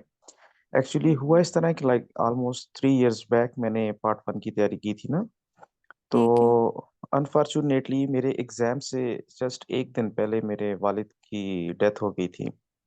तो ये उस वजह अल्लाह से ताला मैं फिर मग़फ़िरत अपीयर नहीं करे हो उनकी। सका। जी जी। आमीन, थैंक यू सो मच। तो मैं अपीयर नहीं हो सका, लेकिन उस वक्त ना मैंने नसीम शेरजाद को पढ़ा था, ठीक है। और अच्छी लगी थी बुक उस वक्त मुझे, और मैंने अच्छी खासी like I was fully prepared for that exam. But okay. Unfortunately वो नहीं दे सका। तो अभी मैंने क्या किया कि लाइक 2 एक हफ्ते पहले मैंने दोबारा से उसका लेटेस्ट एडिशन जो है वो परचेज किया है ना, ठीक है। और उसको मैं करंटली स्टडी कर रहा था। लाइक आपको ज्वाइन करने से पहले मैंने उसके लाइक 3 4 चैप्टर्स जो है वो मैंने पढ़े हैं।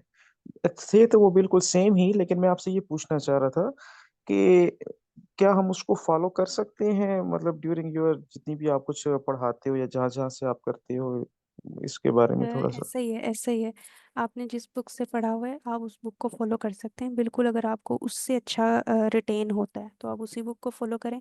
आप मेरे लेक्चर सुन भी रहे होते हैं, आप साथ में पेन लेके बैठा करें। जो भी मैं कोई एक्स्ट्रा पॉइंट बताऊँ आपकी बुक में नहीं लिखा हुआ, आप उसको लिख लिया करें। मैंने आपको स्टैंडर्ड जो बुक्स है ना, और मैंने जो पास्ट, क्योंकि मैंने तो एक दफ़ा ये एग्ज़ाम दे लिया हुआ है, तो मैंने तैयारी इसकी की हुई है, मुझे पता है कि इसमें क्या क्या चीज़ इंपॉर्टेंट है। तो एमसीक्यू पॉइंट्स भी जो इम्पोर्टेंट है वो साइट पे मैंने लिखे होते हैं, मैंने अपनी बुक पे लिखे होते हैं। आप लोग भी इसी तरह उनको नोट कर लिया करें, तो वो ऐड कर लिया करो अपनी बुक में, ओके। ठीक है। और अगर आपने पहले तैयारी की हुई है तो अब आपको करना आसान होगा। आप अभी भी उस बुक से पढ़ना चाहते हैं उससे पढ़ लें, कोई भी आप बुक पढ़ेंगे। फास्टेड बहुत आसान बुक है। इसमें से जितनी भी चीज़ें दी हुई है ना, मैंने फास्टेड में से न्यूरोनैटमी नहीं करानी, फास्टेड में से मैंने आपको वो भी नहीं कराना, एनेटमी भी नहीं करवानी। वो बहुत छोटी छोटी दी हुई है और वो उस तरह से नहीं है जैसे एग्जाम में पूछी जाती है। वो मैंने आपको डिफरेंट बुक से करवानी है। ठीक है, जो भी मैं करवाऊंगी उसका रेफरेंस भी मैं ग्रुप में भेज दिया करूंगी कि मैं इधर से पढ़ा रही हूँ। जी, thank you so much. Actually मैं दिन को टाइम मेरे पास नहीं होता, मैं अपना एक क्लिनिक रन कर रहा हूँ, तो उसमें मेरे पास I have a very good number of patients अल्हम्दुलिल्लाह। तो बहुत अच्छा डेवलप हुआ है, लेकिन एक होता है ना कि लाइक एफसीपीएस करने के बाद आपकी स्किल्स जो है वो पॉलिश हो जाती है। तो माय फादर यूज्ड टू से कि कान तो बेटा 2 ही हैं, तो यहाँ पे भी 2 ही हैं, बाहर भी जाके 2 ही हैं, लेकिन जो स्किल्स होती हैं तो वो आपकी डेवलप होती हैं हायर स्टडीज़ के बाद। तो फिर दोबारा ऐसे से ही बुक है। स्टार्ट की है। तो मेरा बेसिकली कोर्स जॉइन करने का मकसद ये था कि लाइक मैंने बहुत सारे जब एमसीक्यूज़ जब सॉल्व करते हैं या जब पहले करता रहा हूँ, तो उसमें से लाइक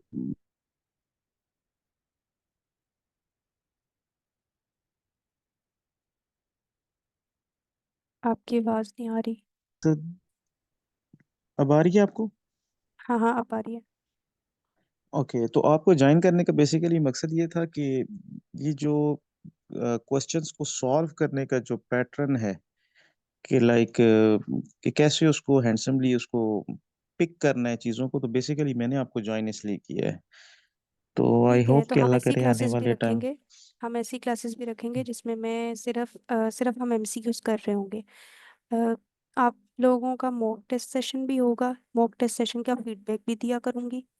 उसके अलावा एक दो क्लासेस ऐसी भी रखेंगे, अभी तो हमने कोई एक्स्ट्रा क्लास ही नहीं ली, एक्स्ट्रा क्लासेस होनी ही इन चीज़ों पे है जिसमें मैं सिर्फ एमसीक्यूज देखूंगी, आप लोगों को असेस करूंगी। एमसीक्यूज में स्क्रीन पे शेयर किया करूंगी, आप लोग चैट बॉक्स में उसका आंसर लिखेंगे इंडिविजुअली सब। और वो मैसेज भी प्राइवेटली, उसमें इसमें दो ऑप्शंस होते हैं ना, एक तो सबको सब देख सकते हैं और एक सिर्फ प्राइवेटली देख सकते हैं। तो वो उस तरह से असेस करूंगी।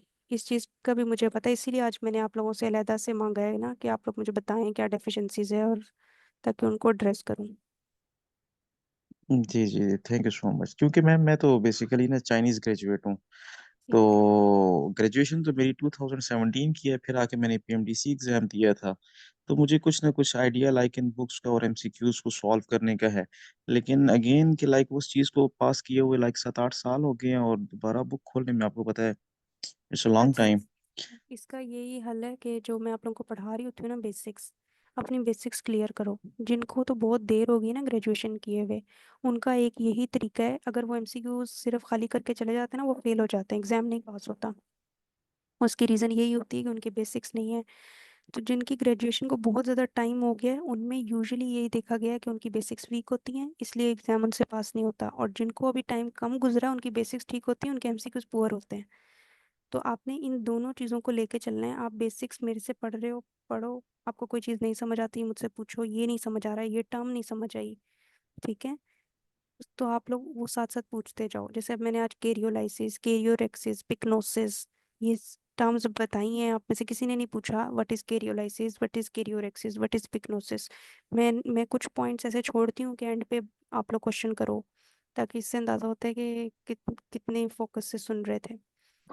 जी जी, एक्चुअली ये ठीक है। चीज़ें मैंने इसलिए नहीं पूछी क्योंकि मुझे इनका आइडिया है ना, क्योंकि मैंने उस वक़्त मेरे ज़हन से नाम निकल रहा है उस ऑथर का, पाकिस्तानी ऑथर है, कराची से ग्रेजुएट थे पुराने।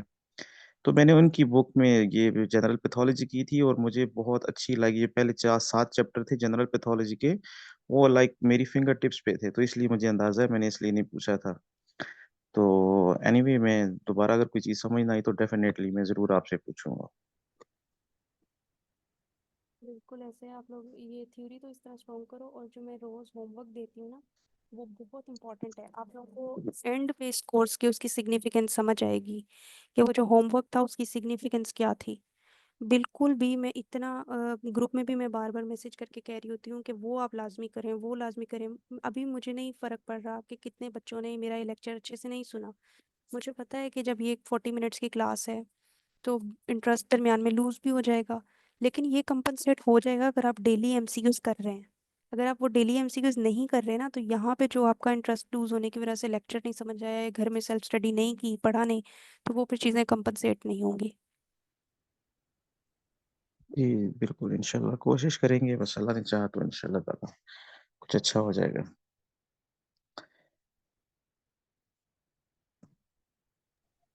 मैम लेकिन कुछ एमसीक्यूज मतलब अभी हमने टॉपिक्स नहीं किए हुए तो वो करने में मुश्किल हो रही होती है।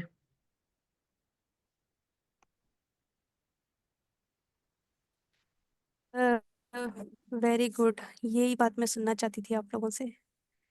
ये मुझे किसने बताई है? जी फरवा। ठीक है, वेरी गुड वेरी गुड। अच्छा, ऐसा है कि स्टार्टिंग में आपको बिल्कुल मुश्किल होनी है, बिल्कुल होनी है मुश्किल, और इसी मुश्किल ने एंड पे आप लोगों को पास करवाना है। ये जो मुश्किल आप लोग शुरू में देखेंगे ना, वो कहते हैं ना हर मुश्किल के बाद आसानी है, तो ये वही वाली मुश्किल है जिसके बाद आपको आसानी फील होगी। अभी आप लोग मुश्किल कर रहे हैं ना, अभी आप में से मेजोरिटी ने 200 एमसीक्यू जीआईटी के कर लिए होंगे। जैसे ही मैं जीआईटी की स्टार्ट करवाऊंगी ना आप लोगों को, तो आप लोगों ने मुझसे सवाल इस तरह करने हैं, हमने तो ये जीआईटी का एमसीक्यू किया था मैम, वो समझा दें। एमसीक्यू में ये पूछा हुआ था, वो बता दें। फिर आप लोग उसको एमसीक्यू डायरेक्टेड, उस थ्योरी को ना एमसीक्यू डायरेक्टेड लेना शुरू कर दोगे। ठीक है, फिर आप लोगों को पता चलेगा कि हमने एमसीक्यू ऐसे किया है तो थ्योरी ऐसे ही पढ़ाए हमें। ठीक है, और अभी तो आपने ढेरों एमसीक्यूज करने हैं, 15,000 से ज्यादा एमसीक्यूज करने हैं। ये तो कुछ भी नहीं है जो आप 200 पर डे कर रहे हैं। अभी आप लोगों को एसके से मैंने फुल लेंथ पेपर करवाया करने हैं। इसी तरह से आप लोगों का जो मॉक एग्जाम होगा उसमें भी फुल लेंथ पेपर होंगे 200 एमसीक्यूज के। तो बस आप करते जाएं, MCQs is just part of your syllabus. ऐसे ही करें जैसे कि मैं एक बुक पढ़ रही हूँ, जैसे आप बेसिक साइंसेस की बुक पढ़ते हैं ना, उसी तरह एमसीक्यू बुक्स पढ़ें। कि एमसीक्यूज जो है ना वो अलहदा चीज़ है, बस एमसीक्यूज अलहदा करने हैं।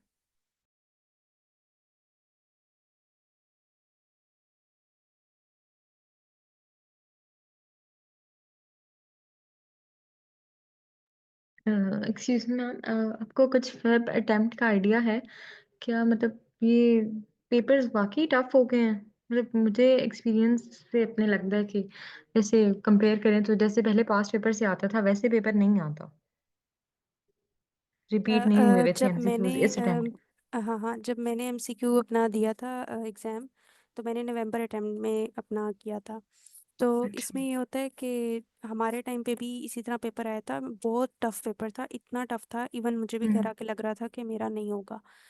तो पेपर बहुत ज़्यादा टफ। अब ये चीज़ें नहीं है कि सवाल जो है बिल्कुल ही आउट ऑफ सिलेबस आ रहे हैं, सवाल चेंज हो गए हैं, या इस बेसिकली हो ये रहा है कि चीज़ वही पूछ रहे हैं, लेकिन पूछने का तरीका थोड़ा सा डिफरेंट कर लिया उन्होंने। मतलब थोड़ा लंबा सिनेरियो दे के एंड पे पूछ लेंगे।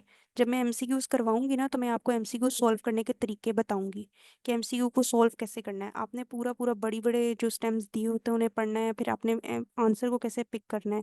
चीज़ें वही थी, कुछ भी ऐसा नहीं था। मेरा जो पेपर 1 था वो 90% रिपीट था, क्योंकि मैंने 20,000 तकरीबन एमसीक्यूज किए हुए थे।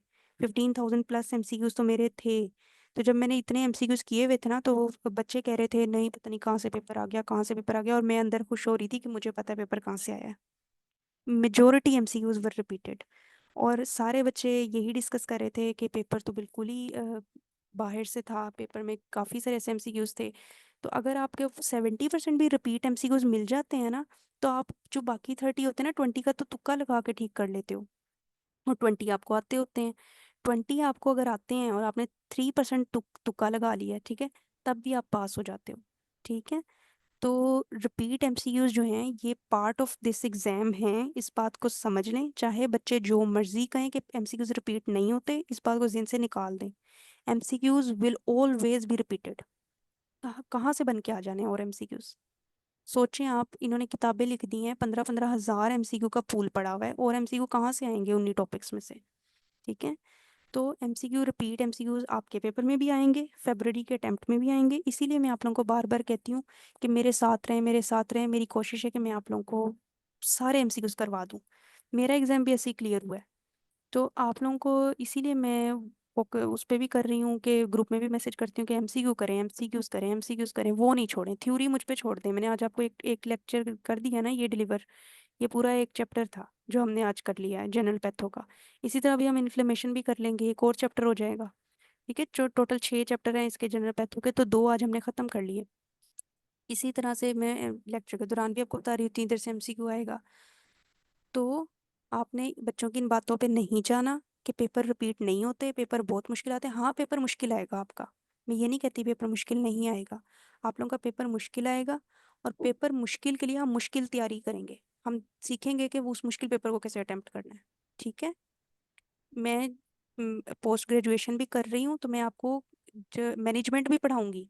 जब मैं पैथोलॉजी करवाऊंगी आप लोगों को, तो मैं सारे क्लिनिकल सिनेरियोज हर तरह से क्लिनिकली बताऊंगी चीज़ों को।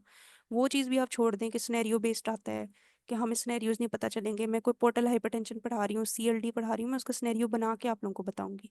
ये कैसे पेशेंट्स अगर सिनेरियो में दें, इसका कोई लैब इन्वेस्टिगेशन पूछें, कोई मैनेजमेंट पूछें, वो सब पढ़ाऊंगी आप लोगों को। ठीक है, तो हमने यही सोचना है कि हमारा पेपर मुश्किल होगा, और पेपर में लेकिन ये नहीं आपने सोचना कि रिपीट नहीं होगा, रिपीट होगा, बिल्कुल होगा। एट द एंड आपको मेरी ये बात समझ आएगी, रिपीट होगा। हो सकता है 60% हो सकता है सिर्फ पेपर 1 में मेजोरिटी रिपीट हो और पेपर 2 में कम रिपीट हो, और कुछ ऐसी चीज़ें हों जो पूछी वही हों, बस उसकी स्टेम चेंज कर दी हो।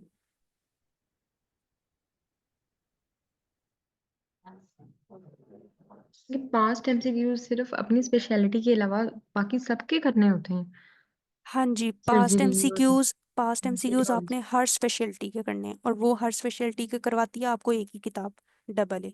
ठीक है, सही। तो हमने पास्ट एमसीक्यूज के लिए बुक्स फॉलो जो करनी है उनमें डबल ए है और एस के सीरीज है। ओके मैम, और एक चीज जो सुनने में आती है वो ये कि लाइक जब कभी भी ये 2 पेपर्स होते हैं तो इसमें मैंने पूछना ये था कि आया इसमें जो एग्जाम्स का जो नंबर होते हैं वो 70 या 75 ईच होते हैं, या दोनों की एवरेज निकाल के भी 70 उसको लिया जा सकता है? नहीं नहीं, दोनों ईच नहीं होता, तो इस तरह ही होता है कि अगर आपने ओवरऑल 75% ले लिया है, ठीक है, दोनों को मिला के 75 लेना ज़रूरी है। ये नहीं है कि पेपर 1 के अंदर आपने अगर 60 ले लिया और पेपर 2 में आप 90 भी ले लिया तो भी आप फेल हो गए हो, ऐसा नहीं होता। वो 90 वाला जो आपके 60 के लिए ना कंपनसेट कर देता है। थैंक यू सो मच, बहुत शुक्रिया।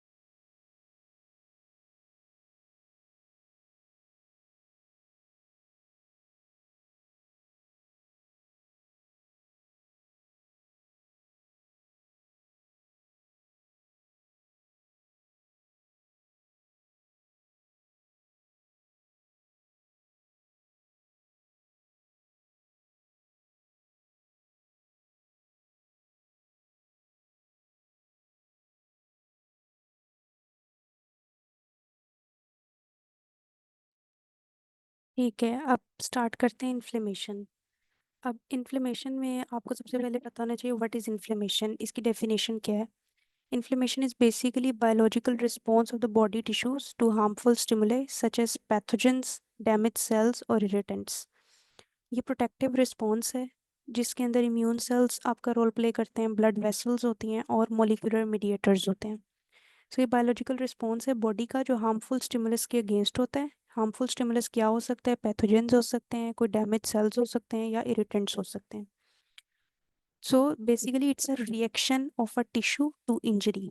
जब इंजरी होती है तो टिश्यूज को रिएक्ट कैसे करते हैं? This is known as inflammation. Inflammation के अब कुछ साइंस होते हैं, there are certain signs of inflammation, आपने वो याद रखने हैं। What are signs of inflammation?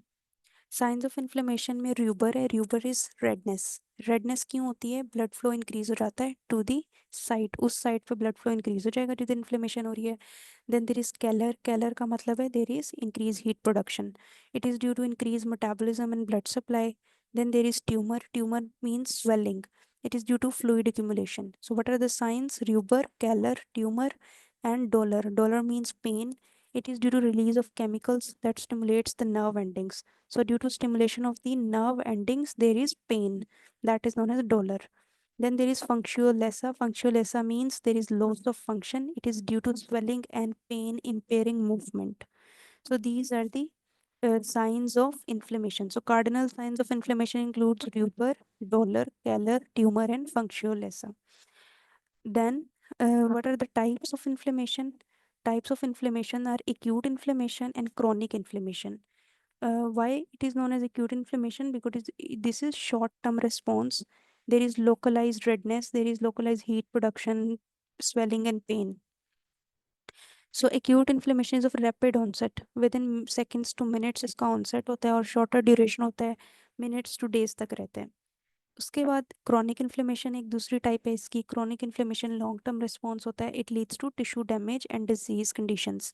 सो ये लॉन्ग टर्म जो इसका इफेक्ट होगा वो क्रॉनिक इन्फ्लेमेशन होगी।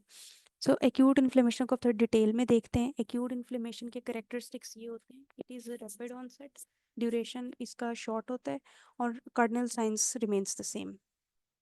This is body's immediate and early response to harmful stimuli. और ये जो इन्फ्लेमेशन का मकसद वही है कि सेल इंजरी जब भी होती है तो उसके रिस्पॉन्स में सेल किस तरीके से रिस्पॉन्स जो दे रहा होता है, दैट इज़ इन्फ्लेमेशन। तो एलिमिनेट कर रहा होता है जो भी इनिशिएट जो भी हार्मफुल फैक्टर होता है ना उसको रिमूव करता है और हीलिंग जो होता है उसको इनिशिएट करता है एक्यूट इन्फ्लेमेशन के अंदर। बस एक्यूट इसलिए कह देते हैं, it is of rapid onset और शॉर्टर ड्यूरेशन की होती है। अब कॉजेज़ क्या हो सकती हैं एक्यूट इन्फ्लेमेशन की? एक्यूट इन्फ्लेमेशन की कॉजेज़ में इन्फेक्शंस हो सकते हैं, कोई भी बैक्टीरिया, वायरसेस, फंगल इन्फेक्शंस और पैरासाइट्स। फिजिकल इंजरी हो सकती है, फिजिकल इंजरी में कट्स हैं, बर्न्स और फ्रैक्चर्स होंगे। कोई केमिकल इरिटेंट हो सकता है, टॉक्सिन्स हो गए जैसे पोल्यूटेंट्स हैं, हाइपर सेंसिटिविटी रिएक्शंस हैं, एलर्जिक रिस्पॉन्सेज, एस्मा और जो भी अर्टिकेरियल रैशेज, इस तरह के जो भी, these are known as acute inflammation, causes of acute inflammation. अब एक्यूट इन्फ्लेमेशन में आपने दो बातें याद रखनी हैं, there are vascular changes and there are cellular changes. कुछ वेस्कुलर चेंजेस होती हैं और कुछ सेलुलर चेंजेस होती हैं। वेस्कुलर चेंजेस का मतलब है वो सारी changes that involves the vessels. तो एक एमसीक्यू मैं आपको यहाँ पे हाईलाइट कर देती हूँ कि whenever there is inflammation, whenever there is acute inflammation, always remember सबसे पहले वेस्कुलर चेंज होती है, that is initial वेजोकंस्ट्रिक्शन for few seconds. सबसे पहले इनिशियल वेजोकंस्ट्रिक्शन होगी कुछ देर के लिए, दैट इज फॉलोड बाय वेजोडाइलेटेशन। सो ये आपका एमसीक्यू पॉइंट है। एमसीक्यू में पूछते हैं कि सबसे पहले क्या होगा, ऑप्शन दिए होते हैं वेजोडाइलेटेशन, वेजोकंस्ट्रिक्शन और भी दिए होंगे, तो आपने वेजोकंस्ट्रिक्शन को टिक करना है। वेस्कुलर परमेबिलिटी इंक्रीज हो जाएगी जिसकी वजह से प्रोटीन रिच फ्लूइड जो है वो लीक करता है। सो एक्यूट इन्फ्लेमेशन में आपने याद रखना है जो एडीमा होता है दैट इज प्रोटीन रिच। तो ये डिफरेंस है इसका, प्रोटीन रिच फ्लूइड एक्यूमुलेट हो जाता है इन एक्यूट इन्फ्लेमेशन। उसके बाद सेलुलर चेंजेस आती हैं। So what are the cellular changes? Cellular changes जो हैं एक्यूट इन्फ्लेमेशन में वो आप देखें, ये भी इसमें भी एमसीक्यूज हैं। सेलुलर चेंजेस के अंदर आपने याद रखना है, मैंने इसको इस तरह निमोनिक बनाया हुआ था, cellular changes for acute inflammation का mister ATP. Mister is MR और ATP, मिस्टर ATP, ये सेलुलर चेंजेस का मैंने निमोनिक बनाया था। M stands for margination, R stands for rolling, A stands for adhesion, and T stands for transmigration and chemotaxis, and P stands for phagocytosis. So Mr. ATP मैंने mnemonic बनाया था cellular changes of acute inflammation का। Margination में क्या होता है? Margination में basically इसके नाम से ही चीज़ जाहिर है कि जो भी आपके इन्फ्लेमेटरी सेल्स हैं ना, वो मार्जिनेट करेंगे। मार्जिनेट का मतलब है दे एक्वायर मार्जिन की तरफ आना शुरू हो जाएंगे, मोर पेरिफेरी पे आ जाएंगे। वेसल के अंदर ना ये सेलुलर चेंजेस होती है ना, सेल्स की चेंजेस है सारी। सेलुलर चेंजेस में सेल्स को कुछ ना कुछ होगा। सो इन मार्जिनेशन जो भी आपके ल्यूकोसाइट्स हैं, इन्फ्लेमेटरी सेल्स हैं, ये मार्जिन पे आ जाएंगे, पेरिफेरी पे आ जाएंगे वेसल की। और जो बाकी सेल्स होंगे वो सेंट्रल पोजीशन एक्वायर कर लेंगे। बाकी सेल्स में कौन से सेल्स हैं? आरबीसीज आ जाते हैं, जैसे वो सेंटर में आ जाएंगे। तो वेजोडाइलेटेशन होगी। वेजोडाइलेटेशन की वजह से सबसे पहले तो इनिशियली वेजोकंस्ट्रिक्शन हो रही है। वेजोकंस्ट्रिक्शन फ्यू सेकंड्स की है, उसके बाद वेजोडाइलेटेशन हो जाती है। These are vascular changes. Cellular changes में पहला जो स्टेज होती है दैट इज मार्जिनेशन। मार्जिनेशन में ल्यूकोसाइट्स पेरिफेरी पे आ जाएंगे, वेजोडाइलेटेशन हुई हुई थी। और ब्लड फ्लो जो होता है वो क्या होगा? ब्लड फ्लो स्लो हो जाता है as a result of vasodilation post capillary venules के अंदर। ये सारी चेंजेस कहाँ पे हो रही हैं? These are taking place in the post capillary venules. Post capillary का मतलब है कैपिलरी से आगे जो वेन्यूल है। उसके बाद रोलिंग है। रोलिंग में ल्यूकोसाइट्स जो होंगे ये एंडोथेलियम के साथ स्टिक करेंगे और रोल करेंगे उसकी सरफेस पे। And this is mediated by endothelial selectins. Endothelial selectins क्या होते हैं? मार्कर। ये बेसिकली सेलेक्टेंस जो होते हैं ना, ये रिसेप्टर्स होते हैं जो अटैच कर लेते हैं अपने साथ। तो रोलिंग जो होती है इसमें एंडोथेलियल सेलेक्टेंस रोल प्ले करते हैं। ये भी एमसीक्यू है, ये पूछा गया, पास्ट एमसीक्यूज में भी आया हुआ है कि रोलिंग इज बाय एंडोथेलियल सेलेक्टेंस। उसके बाद एडहेजन होती है। एडहेजन में ल्यूकोसाइट्स एंडोथेलियल सरफेस एडहेयर करते हैं और इसमें जो इंटरेक्शन होती है, this interaction is mediated by integrins. ये इंटेग्रिन्स की वजह से होती है, that is on the leukocytes. So अगर आपको एडहेजन का पूछा जाए और उसमें इंटेग्रिन्स ना दिए हों, इंटेग्रिन्स की जगह वी कैम आई कैम दिया हो, ये भी सेलुलर एडहेजन मॉलिक्यूल्स हैं और ये एडहेजन ही कराते हैं, तो आई कैम वी कैम को भी आप सिलेक्ट कर सकते हैं। और आई कैम वी कैम किस तरह से आप रेगुलेट होते हैं, इसके मार्कर्स भी फास्टेड में आप पढ़ोगे दिए हुए TNF से और इंटरल्यूकिन 1 से। कुछ चीज़ें हैं जिनका आपने रट्टा ही लगाना है, तो इस स्टेटमेंट का आपने रट्टा लगाना है कि रोलिंग के अंदर आई कैम वी कैम और इंटेग्रिन्स और mediated by TNF and interleukin 1। इसके बाद ट्रांसमाइग्रेशन एंड कीमोटैक्सिस है। ट्रांसमाइग्रेशन का मतलब है अब ये वेसल में से निकल के जिस जगह पे इन्फ्लेमेशन है उधर जाएंगे। So leukocyte transmigrate across the endothelium to post capillary venules and they may move towards the chemical attractant. इसको कीमोटैक्सिस कहते हैं। जब वो केमिकल, कीमोटैक्सिस का मतलब है अब ये चल पड़े हैं उस केमिकल अट्रैक्टेंट की तरफ, जिसकी वजह से ये इन्फ्लेमेटरी प्रोसेस हो रहा है। फिर इसकी लास्ट स्टेज है फेगोसाइटोसिस। फेगोसाइटोसिस में न्यूट्रोफिल्स और मोनोसाइट्स आना शुरू हो जाते हैं। फेगोसिटिक सेल्स कौन से हैं? न्यूट्रोफिल्स फेगोसिटिक होते हैं, मैक्रोफेजेस फेगोसिटिक होते हैं। सो न्यूट्रोफिल्स और मैक्रोसाइट्स आना शुरू हो जाएंगे।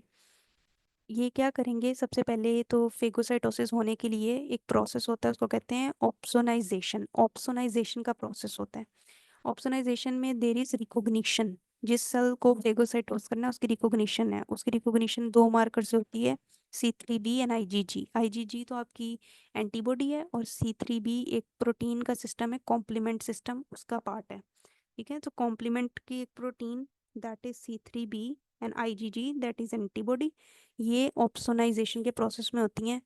और मैडम स्क्रीन रुकी हुई है। हाँ, स्क्रीन मैंने अभी नहीं, स्क्रीन में चलाती हूँ, मैंने खुद ही रोकी हुई है। स्क्रीन में मैंने ना इतनी डिटेल नहीं लिखी इसकी, ये आपकी फास्टेड में लिखी हुई है। ये सारी डिटेल आपने एग्जैक्ट फास्टेड से रट्टा मारना है, ठीक है? आपको याद होनी चाहिए। ये मिस्टर आर्ट जो है ना, मैंने निमोनिक जो बनाया हुआ है, ये आपको आना चाहिए। Okay so madam. इसमें 2 पाथवे होते हैं। इसमें एक ऑक्सीजन डिपेंडेंट किलिंग होती है और एक नॉन ऑक्सीजन डिपेंडेंट किलिंग होती है फेगोसाइटोसिस में। जो ऑक्सीजन डिपेंडेंट किलिंग है, इसके अंदर आपकी सिस्टम जो रोल प्ले करता है दैट इज माइलोपेरोक्सीडेस हेलाइड सिस्टम। अगर किसी पेन रखा हुआ है तो अपनी बुक पे लिखें, फास्ट एड पे लिखो, ये नहीं लिखा हुआ वहाँ पे। ये मैंने BRS और दोनों मिक्स किए हुए ना, तो इस वजह से myeloperoxidase halide system of oxygen dependent killing. ठीक है, इसमें फेगोसाइटोसिस जो है ये स्टिमुलेट करता है NADPH को। ये सारा जो पाथवे लिखा हुआ है ना, ये उस पाथवे का नाम है, ऑक्सीजन डिपेंडेंट किलिंग के नीचे जो लिखा हुआ है फास्ट एड में। सो फेगोसाइटोसिस NADPH को स्टिमुलेट करेगा, NADPH की ऑक्सीडेशन होगी और ये सुपर ऑक्साइड बना देगा। ठीक है, सो ये रिएक्टिव ऑक्सीजन स्पीशीज बन रही हैं। अब देखो आप, ऑक्सीजन डिपेंडेंट किलिंग में NADPH रोल प्ले कर रहा है और वो रिएक्टिव ऑक्सीजन स्पीशीज बना रहा है। पहले सुपर ऑक्साइड आयन बनाया, इस आयन ने कन्वर्ट होना है हाइड्रोजन परऑक्साइड में। हाइड्रोजन परऑक्साइड और क्लोराइड जो है वो HOCl में कन्वर्ट हो जाएंगे, that's an acid by माइलोपेरोक्सीडेज halide system. और हाइड्रोजन परऑक्साइड ऑक्सीडाइज करेगा माइक्रोबियल प्रोटीन्स को और उनकी सेल वॉल्स को डिसरप्ट करके क्या कर देगा, फेगोसाइटोसिस करा देगा। ठीक है, सेल डेथ हो जाएगी at the end. Non oxygen dependent killing it is less effective. Majority जो फेगोसाइटोसिस है it is by oxygen dependent killing. जो नॉन ऑक्सीजन डिपेंडेंट किलिंग होती है ये लेस इफेक्टिव होती है और it is mediated by enzymes. कुछ एंजाइम्स हैं और कुछ प्रोटीन्स हैं। लाइसोजाइम है, lactoferrin, major basic protein of eosinophils and defensins. So acute inflammation में आपने याद रख लिया। अब हम करते हैं what are the mediators of acute inflammation. Acute inflammation में आपको वेस्कुलर चेंजेस और सेलुलर चेंजेस आने चाहिए। सेलुलर चेंजेस में मिस्टर ATP आना चाहिए। इसी तरह से एक्यूट इन्फ्लेमेशन के जो मीडिएटर्स होते हैं इनके अंदर आपके पास दो तरह के मीडिएटर्स होते हैं, एक सेल डिराइव्ड मीडिएटर्स होते हैं और एक प्लाज्मा डिराइव्ड मीडिएटर्स होते हैं। अब इसके लिए ना मैंने एक पिक्चर है मेरे पास, मैं वो आपको दिखाती हूँ।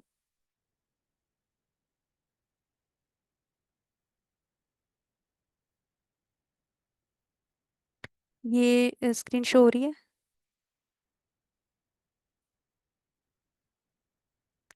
स्क्रीन पे नजर आ रहा है ये? जी अब आ रहा है। ठीक है, तो इसमें आपके पास देखें दो तरह के मीडिएटर्स हैं, एक सेल डिराइव्ड मीडिएटर्स हैं और एक प्लाज्मा डिराइव्ड मीडिएटर्स हैं। जो सेल डिराइव्ड मीडिएटर्स हैं उनमें हिस्टामीन है, सेरोटोनिन है, साइटोकाइंस हैं और एरिकडोनिक एसिड मेटाबोलाइट्स हैं। हिस्टामीन कहाँ से रिलीज होती है? बेसोफिल से, मास्ट सेल से और प्लेटलेट से। ये सेल्स भी आपने याद रखने हैं, ठीक है, कि कौन से सेल से हिस्टामीन आ रही है, सेरोटोनिन किस सेल से आ रही है। सो प्लेटलेट्स हिस्टामीन सेरोटोनिन दोनों कर रहे होते हैं और बेसोफिल्स, मास्ट सेल्स और प्लेटलेट से हिस्टामीन आ रही होती है। साइटोकाइंस इंटरल्यूकिन 1 होता है, ट्यूमर नेक्रोजिंग फैक्टर होता है। इसी तरह से ये साइटोकाइंस क्या कर रहे होते हैं, ये फीवर, न्यूट्रोफिलिया और शॉक के साथ ये एसोसिएटेड हैं। एरिकडोनिक एसिड मेटाबोलाइट्स के अंदर प्रोस्टाग्लैंडिन्स आते हैं, ल्यूकोट्राइन्स आते हैं। So these are cell derived mediators. इसी तरह से प्लाज्मा डिराइव्ड मीडिएटर्स हैं। सेल डिराइव्ड मीडिएटर्स वो होते हैं जो सेल से डिराइव हो रहे होते हैं, जैसे कि हिस्टामीन प्लेटलेट से आ रही है। प्लेटलेट एक सेल है ना, मास्ट सेल है, बेसोफिल है, तो इन सेल से ये एक मीडिएटर आ रहा है जो इन्फ्लेमेशन करवाएगा। इसी तरह प्लेटलेट से सेरोटोनिन आ रहा है, सेल से आ रहा है, इसलिए सेल डिराइव्ड है। इसी तरह से एरिकडोनिक एसिड है, ये भी सेल डिराइव्ड होते हैं। ये फोस्फोलिपिड्स जो मेम्ब्रेन होती है ना, ये उसके अंदर एरिकडोनिक एसिड होता है और वहाँ से फिर ये प्रोस्टाग्लैंडिन्स और ल्यूकोट्राइन्स जो हैं इससे बनते हैं। ठीक है, उसके बाद प्लाज्मा डिराइव्ड होते हैं। प्लाज्मा डिराइव्ड में काइनिन सिस्टम और कॉम्प्लीमेंट सिस्टम है। अब यहाँ पे थोड़ी सी डिटेल देखते हैं एरिकडोनिक एसिड मेटाबॉलिज्म की। एरिकडोनिक एसिड मेटाबॉलिज्म जो होता है ना, ये एक एंजाइम होती है दैट इज फोस्फोलिपेज A2 और ये स्टिमुलेट करती है release of arachidonic acid from the membrane of the phospholipids. Phospholipids जो होते हैं ना, उनकी मेम्ब्रेन से ये एरिकडोनिक एसिड को रिलीज करवाती है एंजाइम फोस्फोलिपेज A2। जब एरिकडोनिक एसिड आता है तो इसकी रिलीज के बाद इसकी मेटाबॉलिज्म होती है बाय 2 पाथवेज, साइक्लोऑक्सीजनेस और लाइपोऑक्सीजनेस पाथवे। जो साइक्लोऑक्सीजनेस पाथवे है ना, इसके अंदर बननी है प्रोस्टाग्लैंडिन्स और जो लाइपोऑक्सीजनेस पाथवे है इसमें बनेंगी ल्यूकोट्राइन्स। साइक्लोऑक्सीजनेस पाथवे से प्रोस्टाग्लैंडिन G2 पहले बनता है, फिर H2 बनता है, फिर I2 बनेगा प्रोस्टाग्लैंडिन। इसी तरह से प्रोस्टाग्लैंडिन I2 के बाद आपके पास थ्रोम्बोक्सिन A2 बनता है। ठीक है, इसको मैं थोड़ा सा कर देती हूँ इस तरह से। अब आपने याद रखना है जो प्रोस्टाग्लैंडिन I2 है आपका, ये प्रोस्टाग्लैंडिन I2 जो होता है ना, it causes vasodilatation and inhibits platelet adhesion. ये बहुत इंपॉर्टेंट है, आपको प्रोस्टाग्लैंडिन I2 याद होना चाहिए और थ्रोम्बोक्सिन A2 भी याद होना चाहिए। Prostaglandin I2 is a vasodilator while thromboxane A2 is a vasoconstrictor. Prostaglandin I2 it stimulates it inhibits platelet in adhesion while thromboxane A2 leads to platelet aggregation. So thromboxane A2 वो है जो clot बनवा रहा है, platelet को aggregate कराता है, vessel को कंस्ट्रक्ट कराएगा, जबकि PGI2 वेसल को डायलेट करवाएगा और प्लेटलेट के एडहेजन को इनहिबिट करेगा। इसी तरह से PGD2 एंड E2 ये भी वेसोडाइलेटर्स हैं। एंड वेस्कुलर परमेबिलिटी, तो आपने इसको समराइज में कर दूं, साइक्लोऑक्सीजनेस पाथवे में जो प्रोस्टाग्लैंडिन्स बन रहे हैं सारे के सारे वेसोडाइलेटर हैं सिवाय थ्रोम्बोक्सिन A2 के। ये वेसोडाइलेट करते हैं, थ्रोम्बोक्सिन A2 जो है वो वेसोकंस्ट्रिक्ट करता है और प्लेटलेट जो है उसकी एग्रीगेशन भी करवाता है। बाकी सारे वेसल्स को डायलेट करते हैं और वेस्कुलर परमेबिलिटी जो है उसको इंक्रीज करते हैं। इसी तरह से लाइपोक्सिजनेस पाथवे जब भी आपके जहन में, आपने याद रखना है कि कोई ना कंस्ट्रक्टर वाली चीज़ें बनेंगी यहाँ पे।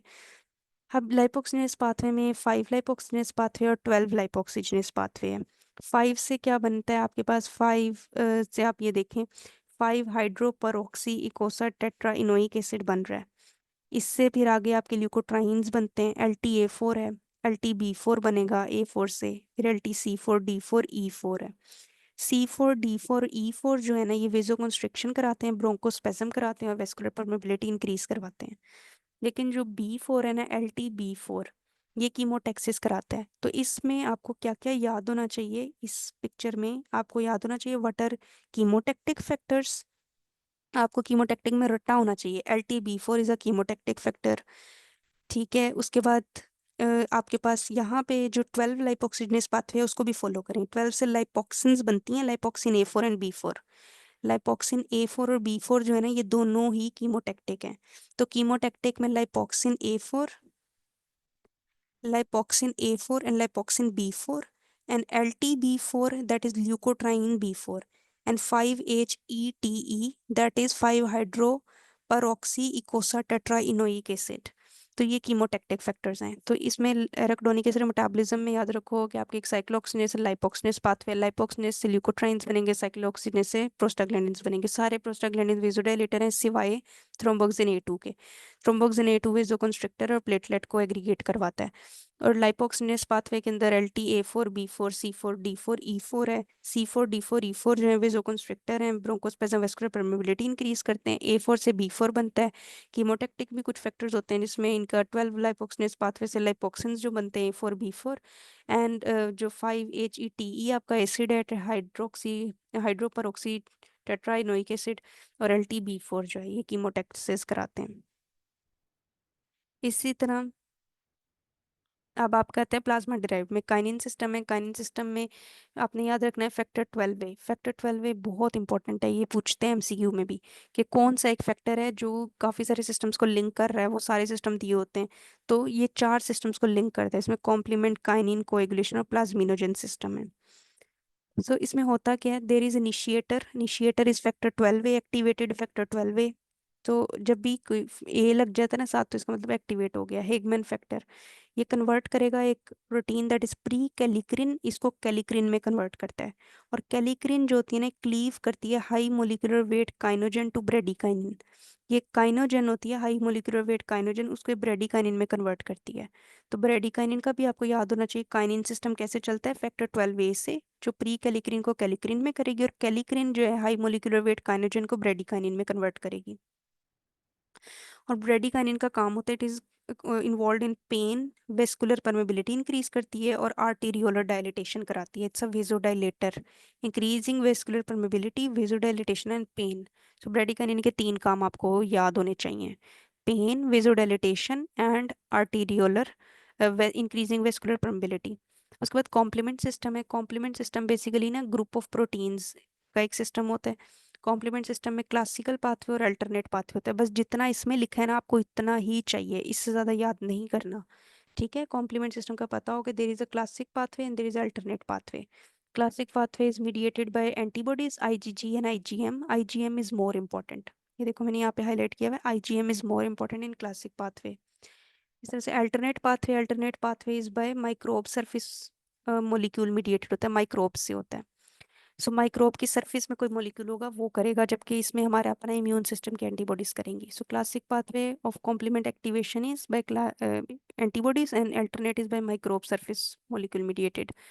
सो इस जो कॉम्प्लीमेंट पाथवे होता है इसमें कुछ एनाफाइलोटॉक्सिन्स होते हैं, C3A, C5A, C4A। कुछ कीमोटैक्टिक एजेंट्स होते हैं C5A, तो पीछे से जो हमने कीमोटैक्सिस किया था, अगर हम इसमें C5A भी ऐड कर दें तो हमें कीमोटैक्सिस याद हो जाएंगे सारे। कीमोटैक्टिक फैक्टर वो होते हैं जो अट्रैक्ट करा रहे होते हैं टुवर्ड्स दैट साइट। तो 5-HETE, LTB4, लाइपोक्सिन A4, लाइपोक्सिन B4 and C5A, these are chemotactic factors। फिर मेम्ब्रेन अटैक कॉम्प्लेक्स C5B9 होता है और C3B इज ओप्सोनिन, ओप्सोनिन C3B होता है, IgG होता है। ठीक है, पहले भी पढ़ा है। तो यहाँ तक समझ आ गई है? किसी बता दें मुझे एक दफ़ा।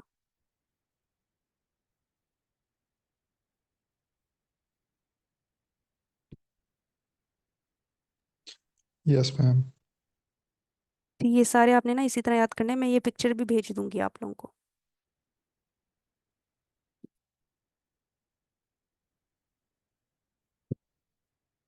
ठीक है, अब इसके बाद हमने थोड़ा सा समराइज करना है।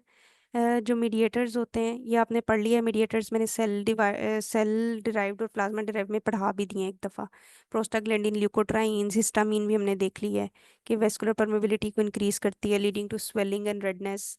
अच्छा, अब इसमें ना फास्ट एड में आप लोग अपनी अपनी बुक खोलें तो उसमें ना एक दिया हुआ है summary of mediators of acute inflammation, जिसमें vasoconstriction, vasodilatation, anaphylaxis, neutrophil chemotaxis, opsonin, cytolysis दिया हुआ है ना, आपने उसको करना है। ठीक है, उस सारे को आपने उसी तरह से याद कर लेना है। ये जो इसमें लिखा है मैंने वैसे ये बता भी दिया आपको एक दफ़ा। फिर मैं थोड़ा सा बता देती हूँ इसका, what are the types of cells जो एक्यूट इन्फ्लेमेशन में होते हैं और क्रॉनिक इन्फ्लेमेशन में होते हैं। सो न्यूट्रोफिल्स जो होंगे ना, ये यूजुअली एक्यूट इन्फ्लेमेशन में होंगे। These are the most prominent cells in acute inflammation first 24 hours में, और ये 24 to 48 आवर्स में डिसअपियर हो जाते हैं। बैक्टीरियल इन्फेक्शन में होते हैं न्यूट्रोफिल्स, या फिर इन्फाक्शन में। ठीक है, इन्फाक्शन में बहुत दफ़ा न्यूट्रोफिल्स का पूछा हुआ है। इसी तरह से मोनोसाइट मैक्रोफेजेस जो होंगे ये 1 to 2 डेज के बाद आते हैं, न्यूट्रोफिल्स रिप्लेस हो जाते हैं मोनोसाइट मैक्रोफेज। जिससे 24 आवर तक तो ये परसिस्ट कर रहा है ना न्यूट्रोफिल, फिर 1 से 2 दिन बाद मैक्रोफेज आ जाएंगे। और ये क्रॉनिक इन्फ्लेमेशन में भी होते हैं। सो एक्यूट इन्फ्लेमेशन में न्यूट्रोफिल्स, क्रॉन और एक्यूट में मैक्रोफेजेस भी होते हैं, क्रॉनिक में मैक्रोफेजेस होंगे। लिम्फोसाइट्स यूजुअली वायरल इन्फेक्शंस में होते हैं, इओसिनोफिल्स पैरासिटिक में और एलर्जिक रिएक्शंस में। ठीक है, ये एमसीक्यू आया हुआ है इओसिनोफिल्स का। Mast cells and basophils, mast cells और बेसोफिल्स जो होते हैं ये हिस्टामिन रिलीज कर रहे होते हैं। और ठीक है, mast cells basophils cells usually chronic myelogenous leukaemias के अंदर होते हैं रेस। अब आगे देख लेते हैं थोड़ा सा क्रॉनिक इन्फ्लेमेशन को। क्रॉनिक इन्फ्लेमेशन एक प्रोलॉन्ग्ड इन्फ्लेमेटरी रिस्पॉन्स है जो परसिस्ट करता है कॉन्टिन्यूस एक्सपोजर की वजह से, और फॉर लॉन्गर ड्यूरेशन होता है ये। इसमें आपके स्लो ऑनसेट होगा इसका, वीक्स टू मंथ्स तक, लॉन्ग ड्यूरेशन होती है, और टिश्यू डिस्ट्रक्शन और फाइब्रोसिस होता है। इसमें मैक्रोफेजेस होंगे, लिम्फोसाइट्स होंगे और प्लाज्मा सेल्स होंगे। While in case of acute inflammation आप देखें अगर, तो एक्यूट इन्फ्लेमेशन में आपके पास न्यूट्रोफिल्स होंगे। ठीक है, यहाँ पे आपने देखें सेल्स कौन से हैं, lymphocytes and plasma cells and macrophages. जब भी इनका जिक्र है तो ये क्रॉनिक में। प्लाज्मा सेल्स बहुत इंपॉर्टेंट है, याद रखें, क्रॉनिक इन्फ्लेमेशन में प्लाज्मा सेल्स होते हैं। अगर आपको प्लाज्मा सेल्स मिल रहे हैं ना किसी इन्फ्लेमेटरी प्रोसेस में, तो वो हमेशा क्रॉनिक होगा। परसिस्टेंट इन्फेक्शन से TB, hepatitis, acute autoimmune diseases, rheumatoid arthritis है, SLE, prolonged exposure to irritants, silica, silicosis है, एस्बेस्टोसिस, टॉक्सिन्स, ये क्रॉनिक करते हैं। क्रॉनिक के क्या मीडिएटर्स हैं, इसमें साइटोकाइंस हैं, TNF अल्फा, इंटरल्यूकिन 1, इंटरल्यूकिन 6 हैं। ये इतना याद रखने की ज़रूरत नहीं है।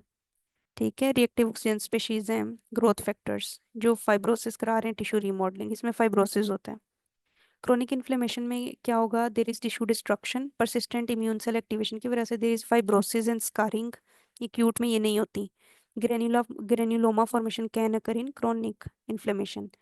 ग्रेन्युलोमास क्या होते हैं, इम्यून सेल्स के एग्रीगेट्स होते हैं जिनमें परसिस्टेंट पैथोजेंस होते हैं, जैसे टीबी के अंदर बन जाते हैं।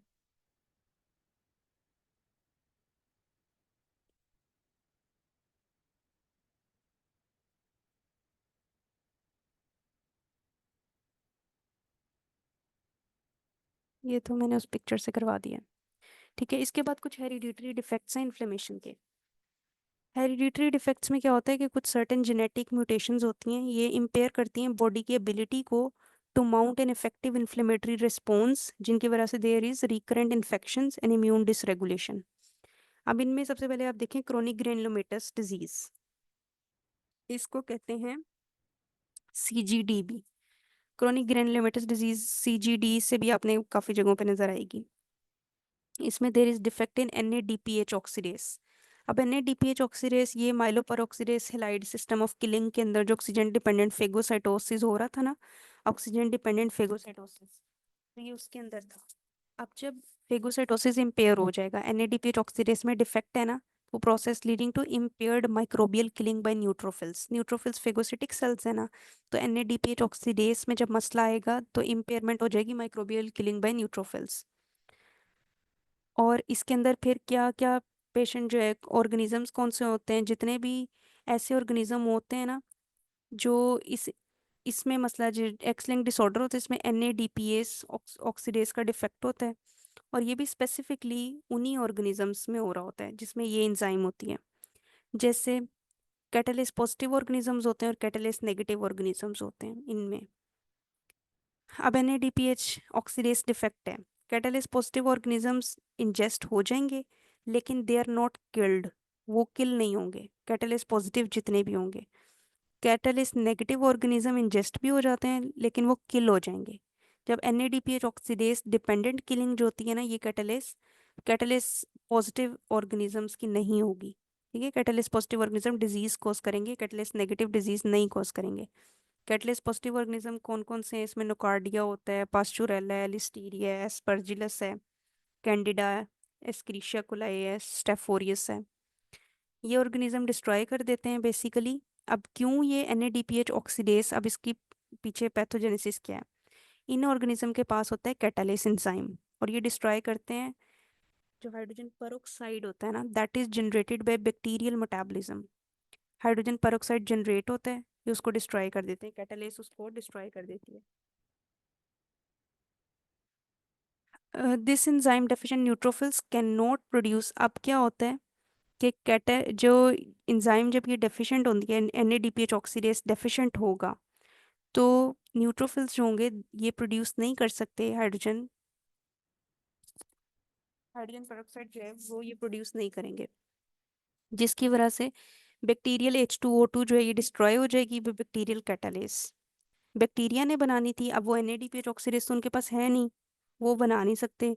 जब H2O2 सेल नहीं बनाता, न्यूट्रोफिल नहीं बना रहा होता, और जो बैक्टीरिया की भी बन रही होती है वो भी उसकी कैटालिस्ट डिस्ट्रॉय कर देती है, तो किलिंग का प्रोसेस नहीं होता। ठीक है, ये ऑर्गेनिजम्स बेसिकली क्या करते हैं, hydrogen peroxide that is generated by bacterial metabolism, ये उसको डिस्ट्रॉय कर देते हैं, क्योंकि enzyme deficient neutrophils they can not produce hydrogen peroxide, in bacterial hydrogen peroxide is destroyed by bacterial catalysis. तो पहले तो इस तरह था ना कि body is capable of producing H2O2 और एक बैक्टीरिया भी बना रहा होता है। जब बैक्टीरियल मेटाबॉलिज्म से नहीं बन रहा है H2O2 और बैक्टीरिया के पास कैटालिस है, वो अपनी तो उसको H2O2 को खुद ही डिस्ट्रॉय कर देता है, तो बॉडी अब इनफेक्टिव हो गई है इन कॉम्बैटिंग कैटालिस पॉजिटिव ऑर्गेनिजम्स, तो वो डिजीज कॉज करते हैं। अब इसमें क्या पेशेंट को सिम्टम्स आएंगे, रिकरेंट इन्फेक्शंस हो रहे होंगे इन्हीं से ऑर्गेनिज्म से बार बार, सो इन सिम्टम्स का पेशेंट आता है इस डिजीज के अंदर। So there is chronic granulomatous disease of childhood. फिर there is leukocyte adhesion deficiency. Leukocyte adhesion deficiency में इंटेग्रिन्स डेफिशिएंट डिफेक्टिव होती हैं, जिसकी वजह से leukocytes migration to infection sites जो होते हैं ना वो ठीक नहीं होता। इसकी दो टाइप्स हैं, leukocyte adhesion deficiency type 1 and type 2। Recurrent bacterial infections भी इनमें हो रहे होता है, और इनमें याद रखना है बीटा 2 इंटेग्रिन की डेफिशिएंसी होती है, डिफेक्ट उसमें होता है, इस तरह से LAT2 होता है। उसके बाद एक सिंड्रोम है that is Chediak Higashi syndrome. Chediak Higashi syndrome में क्या होता है, there is impaired chemotaxis. Lysosome की जो ट्रैफिकिंग है ना ये इम्पेयर हो जाती है, कीमोटैक्सिस इम्पेयर हो जाता है, माइग्रेशन इम्पेयर हो जाती है। इसमें आपने याद रखना है ना वेस्कुलर और सेलुलर रिस्पॉन्स। सेलुलर रिस्पॉन्स में मिस्टर 8 पढ़ा है, ATP पढ़ा है ना। मिस्टर ATP में क्या हो रहा है, पहले वो मार्जिनेशन, रोलिंग, एडहेशन, ठीक है, वो सारा कुछ जो भी कीमोटैक्सिस वो सब पढ़ा है, वो इसमें इम्पेयर हो जाता है, कीमोटैक्सिस और माइग्रेशन। तो इसमें भी फिर चिडैक हिगाशी सिंड्रोम में there is increase risk of pyogenic infections, neutropenia due to intramedullary death of neutrophils. Giant granules in leukocytes migrate नहीं कर पाएंगे, सेल्स अब इनकेपेबल हैं कि वो माइग्रेट ही नहीं कर सकते, जिधर मसला हुआ है उस साइट पे नहीं जा सकते। तो जाइंट ग्रेन्यूल्स ल्यूकोसाइट्स में मिलते हैं, चिडाकेगाशी में एल्बिनिज्म होगी, पेरिफेरल न्यूरोपैथीज। फिर क्रॉनिक ग्रेनुलोमेटस इन्फ्लेमेशंस होती हैं, it is characterised by persistent immune activation forming granulomas. Granuloma में मैक्रोफेजेस होते हैं, जाइंट सेल्स होते हैं, लिम्फोसाइट्स होते हैं। अब ये किसमें देखी गई हैं? टीबी में, सार्कोइडोसिस में और फंगल इन्फेक्शन में ग्रेनुलोमेटस इन्फ्लेमेशन की कॉजेज ना आपको याद होनी चाहिए, टीबी, सार्कोइड, फंगल इन्फेक्शंस। इसी तरह से कैट स्क्रैच डिजीज, बार्टोनेला हेंसेली जिसमें होता है, पैरासाइट शिस्टोसोमियासिस फॉरेन बॉडी ग्रेनुलोमास बना सकती है। फिर ऑटो इन्फ्लेमेटरी में सार्कोइड है जिसमें नॉन केजिएटिंग ग्रेनुलोमास होते हैं। सार्कोइड में और टीबी में क्या डिफरेंस है? इसमें caseating caseous necrosis caseating granulomas और इसमें non caseating granulomas. Crohn's disease होता है, उसके बाद वैस्कुलाइटिस में आपके पास वेगनर्स होता है। यहाँ तक आपको समझ आ गई?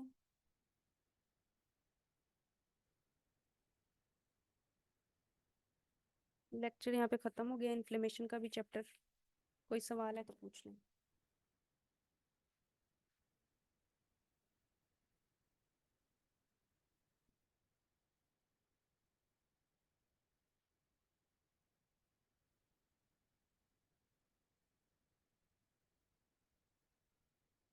ठीक है, मैं पिक्चर शेयर कर देती हूँ ग्रुप में।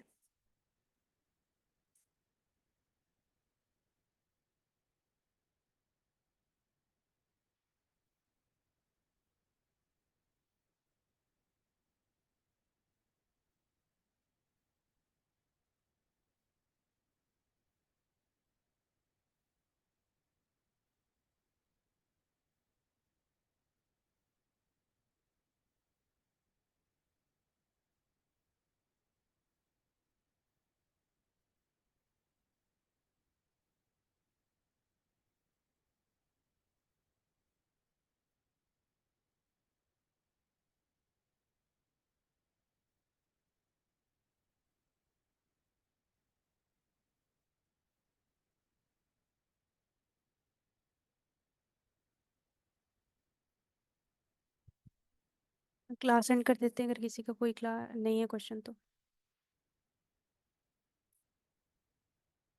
कोई भी चीज़ आप लोगों को ना समझ आए आप लेक्चर के बाद ग्रुप में भी पूछ सकते हैं, ठीक है? कोई ऐसा मसला नहीं है कि क्लास ख़त्म हो गई है तो अब हमने सवाल नहीं करना है या ऐसा कुछ भी है।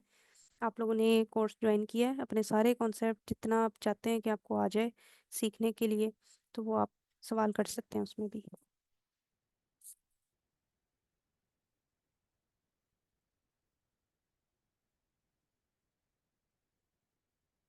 तो आज सेलुलर रिस्पॉन्स टू इंजरी और इन्फ्लेमेशन कर लिया। इन्फ्लेमेशन में एक्यूट और क्रॉनिक इन्फ्लेमेशन देख लिया। इसी तरह से डिफेक्ट्स देख लिए इन्फ्लेमेशन के, जिसमें हमने क्रॉनिक ग्रेनुलोमेटस इन्फ्लेमेशन देखा, ल्यूकोसाइड एडिशन डेफिशिएंसी देखा, चिडाकेगाशी सिंड्रोम देखा। फिर हमने क्रॉनिक ग्रेनुलोमेटस इन्फ्लेमेशन के कॉजेज देख ली और मार्कर्स ऑफ मीडिएटर्स जो भी हमने देखे इन्फ्लेमेशन के सारे, ठीक है? तो मैं यहाँ पे एंड कर रही हूँ।